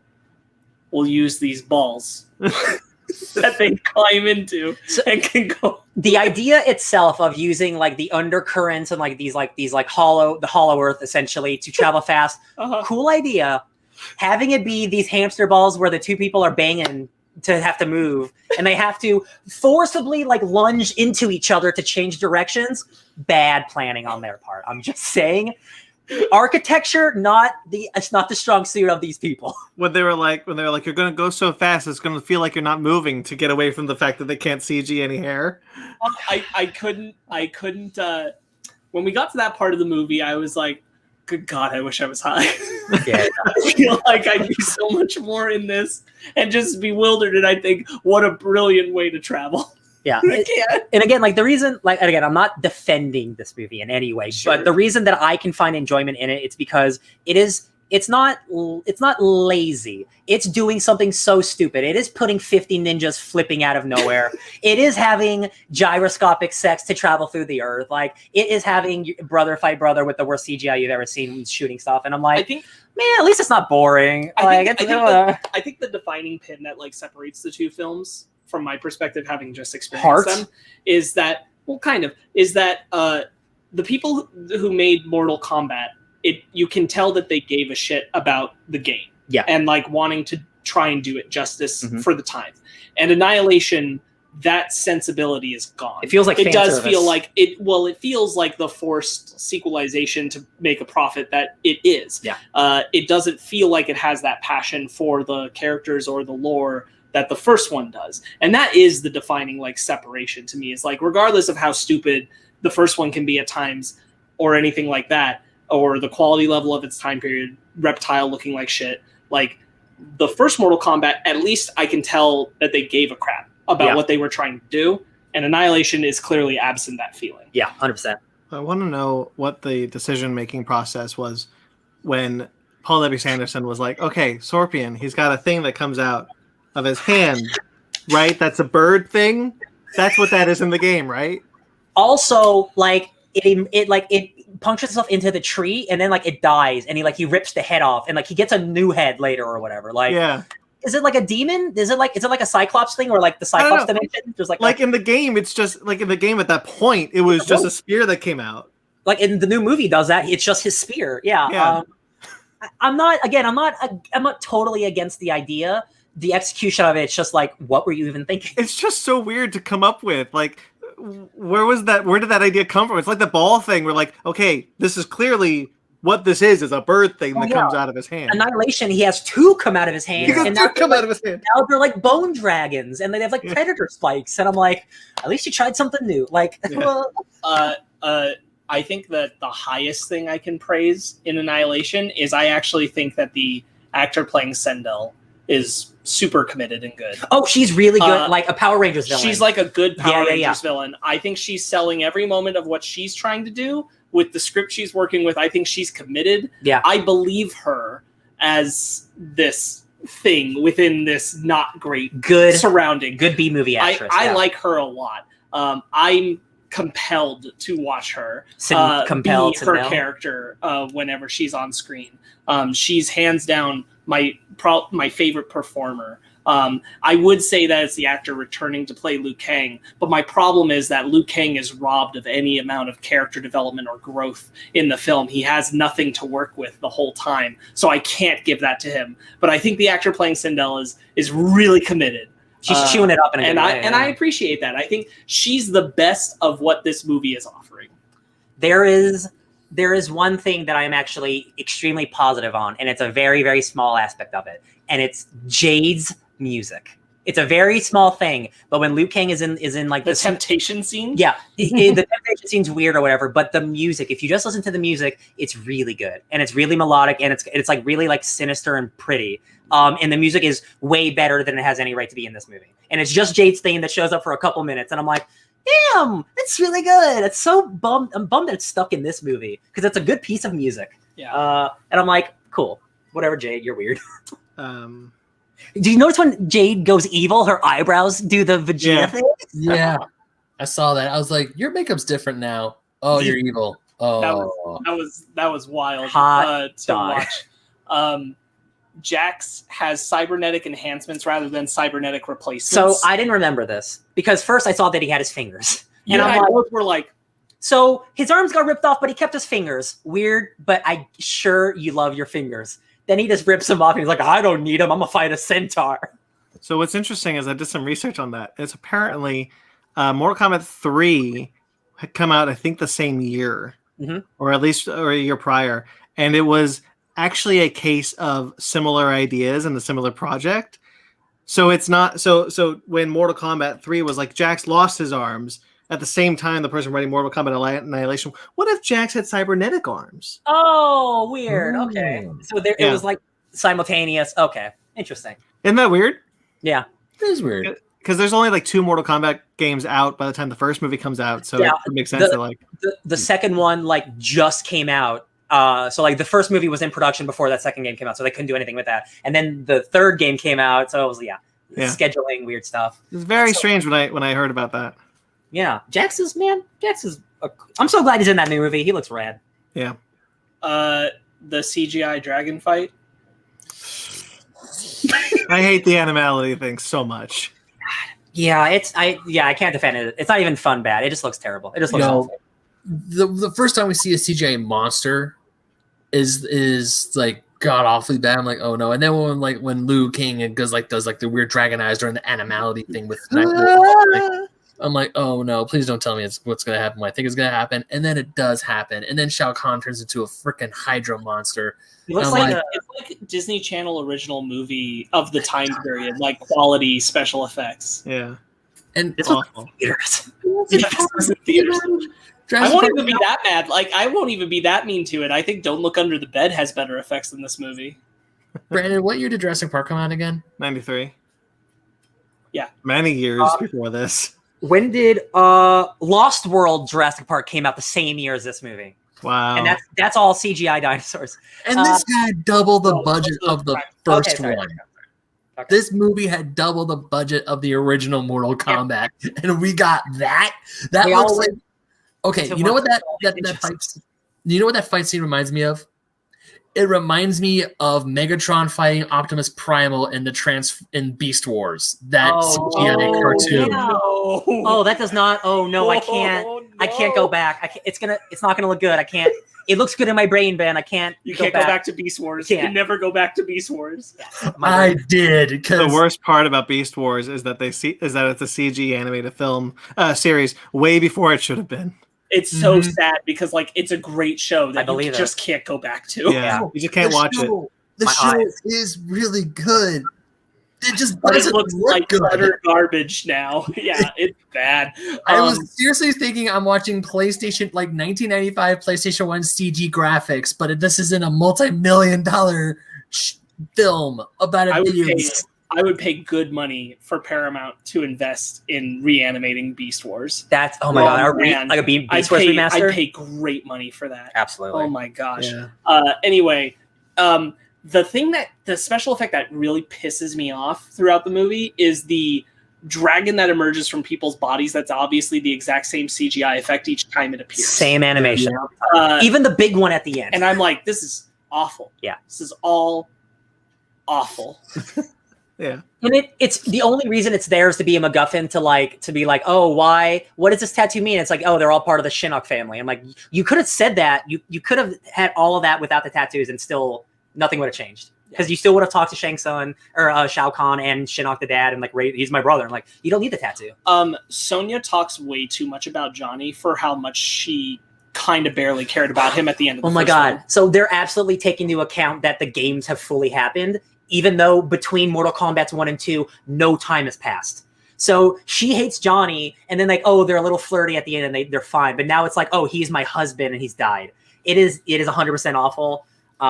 They're in the games, they have a great relationship, an on and off, like awesome relationship. That's nowhere in this franchise. They just happened. It just started.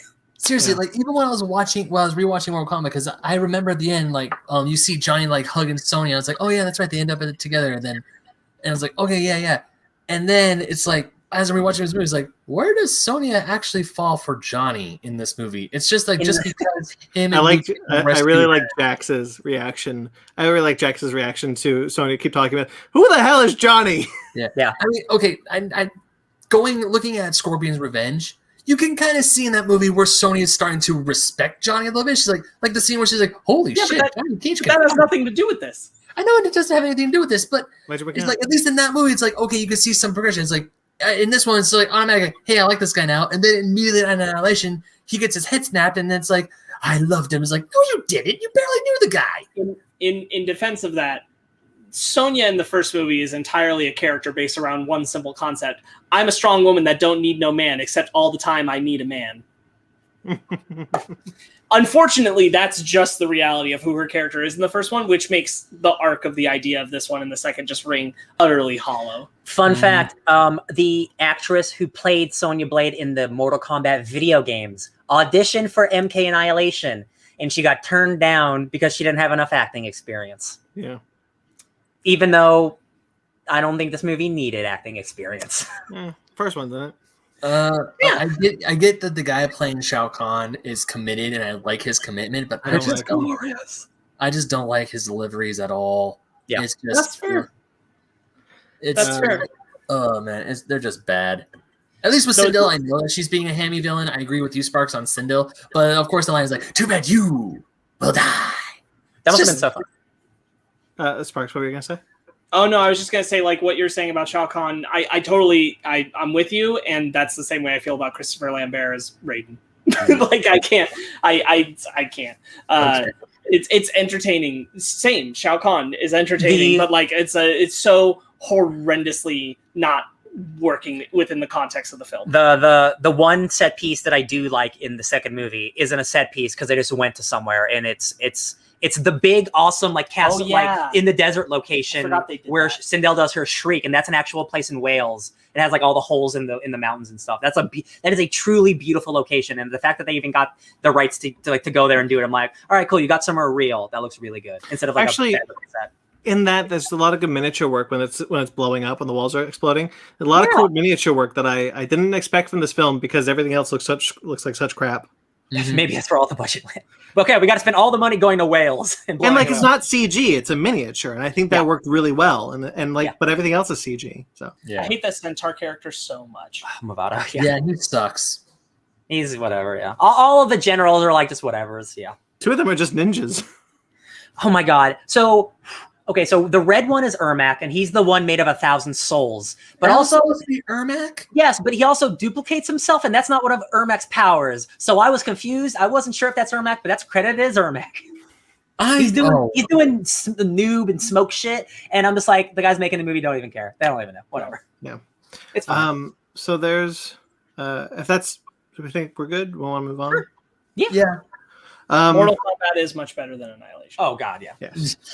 So there was. I want to talk a little bit about how we got to the new Mortal Kombat film coming 2 weeks. Just a bit because it's kind of had an interesting road. First, there was going to be a third Mortal Kombat film that was going to have Johnny Cage come back. All the cast had signed back on. The first movie cast had signed back on to return. They kept having some false starts and stops until Hurricane Katrina wiped out the entire set. And Warner Brothers called it a loss and didn't go forward. New Line called it a loss and didn't go forward with the film, which moved the rights to Warner Brothers, where we got the short film Mortal Kombat Rebirth by what's the guy's name? It's got a long last name. Kevin Tancharoen. Sorry, Tancharoen, who I think is married to. He was in Agents of S.H.I.E.L.D. He directed some episodes of Agents of S.H.I.E.L.D. But he developed this Mortal Kombat Rebirth, trying to get this new movie, the kind of a proof of concept. It was going to be realistic Mortal Kombat. Did you guys ever see that one? Yeah. Yes. It's really cool. That led to a mini series on YouTube called Mortal Kombat Legacy, which kind of did away with the realistic take of the Mortal Kombat universe and did more. Which between season 1 and 2 and the prospective season 3 has a pretty similar like shake-up cast situation to the films. But Casper Van Dien is Johnny Cage in the second film, so that's cool. That's good casting. Yeah. He's cool. Season 1's really good. I really like season 1. It's a lot of small little vignettes, and season 2 is good too. I liked it. Rain's vignette is my favorite of Legacy. Yeah. That did so well that they were going to do the Mortal Kombat reboot that Kevin wants to do. Then false starts and stops him, and he left the project. Now we're here. So it is a shame. It's a big shame that Kevin T, as I'll say because I can't pronounce his last name, spent so long developing Mortal Kombat stuff just for it to not be him making the new movie that everyone's excited for. That is a big bummer. Also, his season 3 just kind of petered out. Yeah. Supposedly they filmed a bunch of it. That sucks. And they just never released it. Yeah, that's too bad. I would like to see that series come back. Yeah.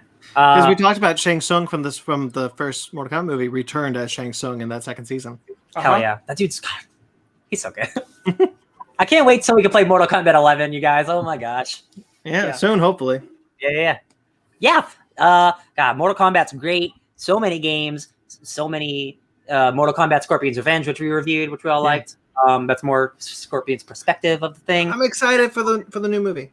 Hell yeah, baby. It's out in Europe and international. People seem to like it a lot. I hope that's the truth because I'm too stoked for it. So next week we're going to be talking about just general topic of video game movies. Hell yeah. We will be digging in to see if certainly Mortal Kombat for a while held the title of the best video game film. But when did it lose that title? Because many will say it's Pokemon Detective Pikachu. And I wonder if perhaps it was sooner. Yeah. So stay tuned for that. Shall we get into a book club? Book it up, Buttercup.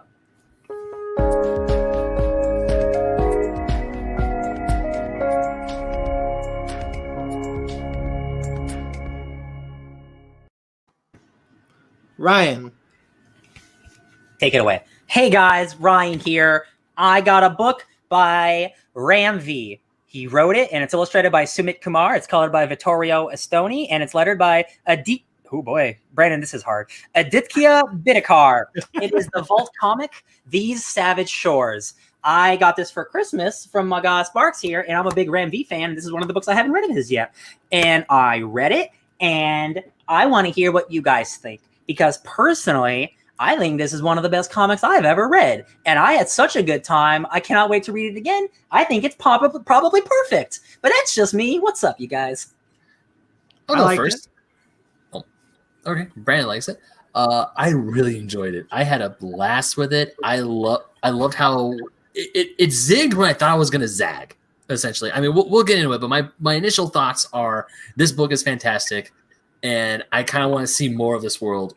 But if it's a one and done, I'm okay with it. It is. Okay. Yeah, I really, really enjoyed it. I think the art is gorgeous, and I think the story is strong as hell. The concept of these Victorian colonizing vampires thinking they're top of the food chain and finding out that's not so true is dope as hell. And also getting to explore just this whole other side of that time period of what was going on with India is awesome. and that it's tied into this real mythological monster for their heritage is awesome. Yeah. Yeah, so Ram V, the writer, he's Indian, and if you've read a lot of his work, he likes to bring a lot of his own work and own religious ideas and stuff into it. So the premise of this book is, vampires come to India, and they're doing the East India Trade Company, but it turns out that maybe a Hindu vampire has been living there a lot longer than they have. And doing research in this book and listening to interviews about Ram V, and I don't know anything about Indian folklore or mythology. The creature that Bashir is in this book, I believe it's like a Roxas or something. Roxas. That is a Hindu vampire, and that creature existed hundreds of years before actual vampires existed in other fiction and folklore and stuff. So it's English vampires against basically Hindu vampires. And just that basis alone is really cool. I always love learning about new mythologies, new cultures. It doesn't tell you in this book about this. I did this from my own research. But I think the art is stunning, you guys. I think this is so gorgeous. And I think the panel work is so beautiful. And this is not a lazy book by any means. Like it is so articulated and beautiful. And like some of the phrases, like I didn't take enough pictures, but Ram V is very much a guy, he's writing Swamp Thing. He's very much like a guy who's like Alan Moore. He is so poetic with his writing, and he's so focused on heart and themes and thematics. And I'm just like, this is just one of those books, like once a year, I'm like, oh shit, this is me. This is for me, baby. I don't know, you guys talk. One of the things that I really liked is the art. There's something that this artist does that I fell in love with, which was that whenever a person's face or whole body was clouded in shadow, you could still see their eyes. Happened mostly with vampires or demons just in general. But every now and then you got a person. I think that's such a cool artistic style. I agree. Oh yeah. The thing that I love real quick, he does a lot of nine panel grids, but he doesn't do the traditional, you read them like left to right. He will do a zigzag where it starts in the top left and then go to the right, and you go down and then go to the left and go up, and you're following an image as it happens. Yeah. And you don't get that kind of shit. Like this is, I've listened to so many Ram V interviews, and he's always like, I never want to make a book that someone has read before. And I've even in his regular stuff, and like if you guys have read his Swamp Thing or Catwoman, then like he's very much that kind of guy. I just think this book's really unique, and it's like it's just so full of heart, and like the twist at the end. Like I don't want to spoil too much about this book. I really think it's exceptional. The twist with his lady friend, I think is fantastic, and I think the ending is so good, and that final confrontation is so good. What you talked about with the vampire thing. Sorry, Ben, real quickly. We talked about the vampire thing. I'm always interested in alternate vampire mythologies because what we know as a vampire is realistically a very new concept. There are plenty of vampires in other mythologies that are far older than our concept of them. One of my favorites is I think in China there's a vampire that can take off its head and then suck the blood from your feet. Oh, see, I thought you were talking about the jumping vampires. Not that one. Is they can take off its head and then the head like slithers into the house and then sucks the blood from your feet. I've had nightmares for that for years. I just saw Ben realize he's gonna have a nightmare tonight as you said. I saw it pass over his face. I love alternate vampire mythology. I didn't actually catch on that was what that creature was, and now it's far cooler to me. Yeah, I thought it was just another, because I figured it was a monster from Hindu and Indian mythology, but I didn't think it was a vampire. I mean, like it's not a vampire. It's the closest thing that they have to a vampire. Like right. the basis. Like in many ways, it is a thing that predates vampires that vampires clearly have some inspiration from. But it is not, like a 1-to-1, obviously. Right. Like I don't want to show this final page, but like the final confrontation battle where something happens to our main character. Yeah. And just like it is so cool, and it reminds me of like Underworld. It's just like, what are you? Yeah, it's so sick. For me, like one of my favorite things about the book is how he ties the ultimate just bastardization and failure of Bishan to the bastardization and failure of India in relation to the deal that they ended up making with the colonizers that had come and how that would end up draining their nation, and how that ties thematically to the story of what's happening to him. that it's both a personal story and also something representative of the history of the nation and what happened when colonizers came in, when these vampires came in and sucked all the good out of the country. I just am like, this is wild that it tied all that in such a good way. Absolutely, yeah. The betrayal of the king is so The Sultan guy, yeah. shitty. Yes, the Sultan, and that the way that plays out, and how he's like, we just have to defer down to the colonists. This is how it's going to go, and that's just the background of what's going on is so good. Mm-hmm. You were saying something, Ben? One of the things I love about this book is I thought the vampire we meet in the beginning was the one we're going to follow throughout the whole story. Oh, it's so good. Such a good subversion. So it was. So because I thought it was going to be him. I mean, I knew it was going to be Bishan. Yeah, him. Bishan. I knew it was going to be him because we see him and his girlfriend under the tree and doing all that stuff. But because normally in comic books, it's ingrained in my mind when you see someone writing a letter in letter text, it's like, oh, this is the main character. This is our guy. We're going to be following the whole story. And at the end of the first issue, when his head is brought back to the manor with his decapitated corpse holding his own head, I'm like, oh, this is not what I think is going to go. Because I thought I thought it was a vampire fleeing Van Helsing from England and just wound up in India when England was colonizing the joint. That's why I thought we were going. That's because he even says oh, how did I fall? It was also a good switcheroo because you see that scene with I cannot pronounce his name. God damn it.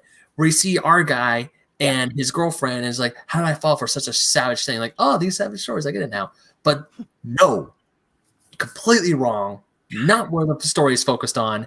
I applaud you, Ranvi, because that first issue got me going, oh, hell no. I'm not a bad way, of course, but it's like, I need to know what we're doing here. Good cliffhanger. It's a good.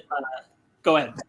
And I love how every single issue has a different letter written by someone else. Man, that's my favorite thing. I love it. I absolutely love how it's from a different perspective. It's from a different person. I actually care about most of these characters. I care about them so much.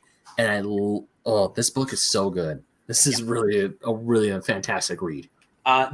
Some of my favorite stuff just in fiction is what does it mean to be human? Are you who the humans are the real monsters, that kind of shit. But our main character constantly at battle with his own self of am I a monster or am I the thing that these people make me? Or again, I don't want to go into the finale, but the stuff that the conversation he has with his girlfriend about you didn't make all those choices, but when the thing happens to her and she's like, I'm making this choice and I'm gonna do something to you. It's it's all so good and it's also human when you're dealing with vampires and monsters, and it's always genre shit that gets to the heart of this kind of stuff, and I love it. I love it.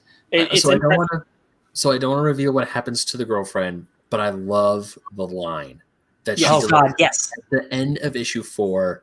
Yeah, that is one of my favorite lines. It's the way it's delivered and the reveal of what happens to her is just. My heart broke. I legitimately gasped. I was like, I should have seen it coming. Yeah. This is so effing good. Yeah. Oh my god. It's one of those really great page turner moments. Yeah. I really love. I think that there's so much impressive character work done. The amount of story he packs into these 5 issues, the fact that we have a whole section that's just tackling the war, a whole section that's tackling the vampire hunter, the vampire hunter and the vampire he was hunting, and then everything that spills out after. Because of that vampire's death, the vampire hunter rolling out when the vampires come a calling, and he's like, "Yo, man, I've been here. I seen some shit. You ain't nothing no more." The bottom of the food chain. Yeah.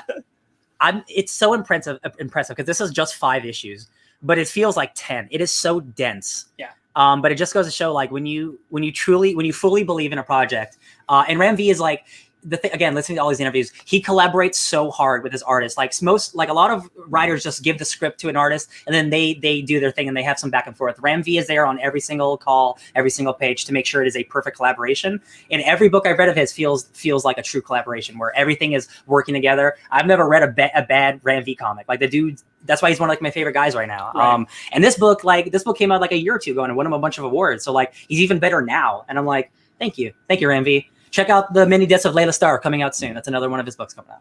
Yeah, Swamp Thing's really great right now. Swamp Thing is really great. Yeah, this is just knocking it out of the park. I think it's It's so good. I love the concept of Bishan when he does meet the elder vampire, and just kind of talking like, oh man, you haven't even like rounded the corner on the immortality that I've experienced. Like, you still have concepts that don't even mean shit to me no more. like really high concept shit, while still having like personal like human touches to it. It's really hard to do really well. That's why like when it's done well, I gravitate toward it so hard. Yeah, man, like this is my new like book I'm going to recommend to everybody. I think one of my favorite things that like it's never explicitly stated outright, but like a vibe that he creates to Bishan is that immortality makes it so that it's never that you were a monster and then you're good. Everything is waves and everything is changed. So sometimes you are a monster and sometimes you are trying to be a better man and then you're a monster again and then you're a better man again. You don't live in one constant once you decide on it in an immortal's lifetime. And I'm like, that's such a good exploration of that, because most of the vampire or immortal stories that we'll get is always like they're either always bad or they were bad, but now they're good. And that's the end of that discussion about it. But it's like, no, in different lives, in different lifetimes, I am essentially different things. Yeah. Again, like the art is just so beautiful. So many great splash pages, like so much detail. Like this is just one of those books where like, man, this is what comics are about. This is the cream of the crop. This is the good shit. These Savage Shores. I also love that it's a period piece. I love that how it's like set in India during the late 1700s, right before the American Revolution, and you see England messing stuff up with India. Yeah, I agree.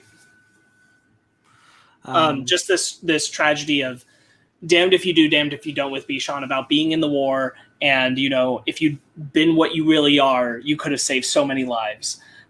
And also at the same time, going to war made it so that you screwed up. Like just being there in general was a screw up. Just real quick again, like this book's so good. The letters of the little prince to Bishan is like, I don't know what I'm gonna do without you. I need you to come back. This is really scary. It's so good. It's so heartwarming. And I'm like, all these people know what he is too, and he's still like the nicest dude. I'm like, man, good shit. I love how Bishan is like a second father to the prince, and I also like how the prince isn't like. Because, when you hear, like, child prince, you think, okay, he's going to be like a whiny brat. Is the power going to go out to his head? This is a very cool and composed. He's not cold. He is a cool, composed kid who knows his duties, but he's also terrified. Yeah. And he has Bishan there to help him. Like, he's not like that creepy guy. He's not like a creepy Jafar in the background, like, yes, do my thing. But he is like, I will be your guiding hand. Right.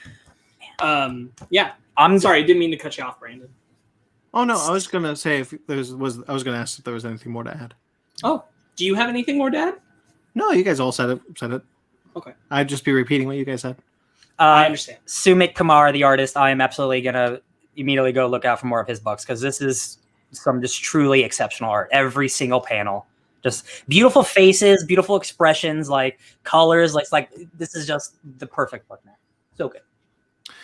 All right. Anything else we want to add, or should we move on? You're handsome. Oh, screw you. Next week, my book club. I'm eager to read this. I've ever since Falcon Winter Soldier started, so I've picked Truth, Red, White, and Black, a story by Isaiah Bradley. Nice. I have it written down. Who is by Robert Morales and Kyle Baker. Nice. The writer and artist. So yeah. Excited. Heck yeah. All right. So next week we're going to be talking about just a general video game adaptation conversation. It'll be fun. We haven't done a topic like this in a long time, so I'm really excited. Yeah. And then Mortal Kombat 2021. I can't get hyped enough. It's happening, guys.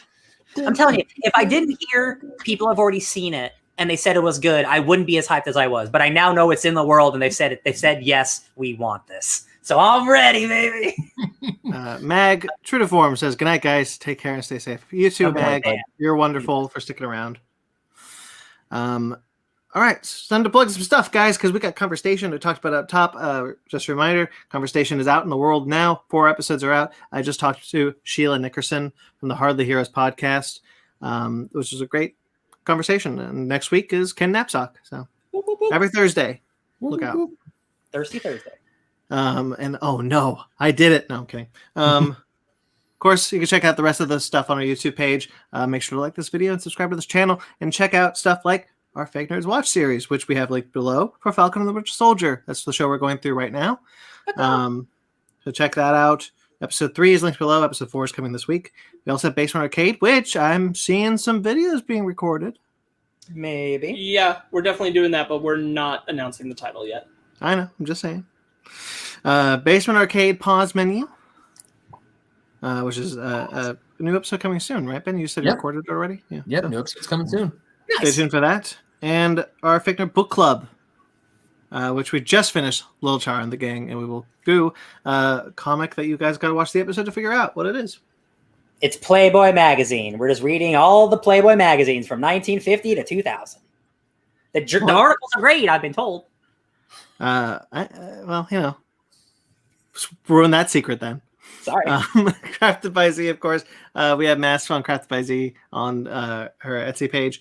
You can check that link below. Our Patreon, which we have our new shirt. Our Stephen King's My Best Friend. Be like Ben Magnet, be Stephen King's best friend. All you gotta do is get the shirt for $10 a month. 10 buckaroonies. It's a steal, guys.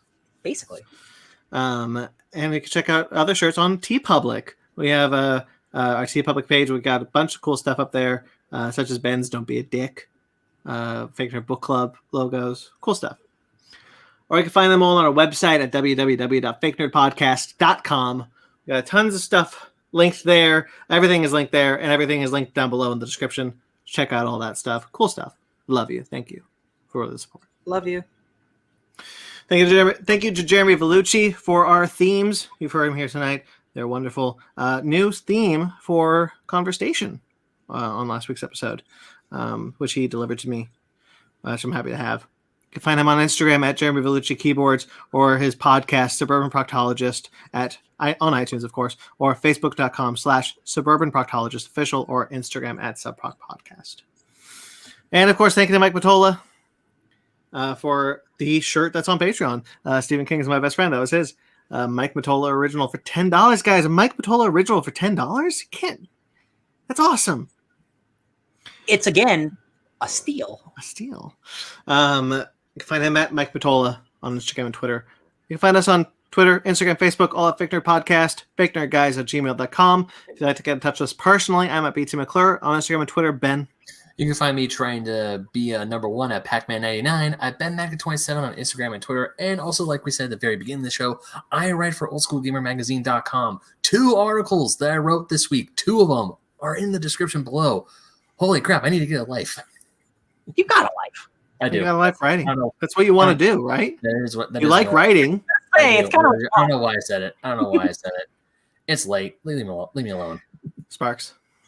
You can find me watching some video game movies at Sparks Witty on Instagram and Twitter, SPARKZ Witty. And Ryan.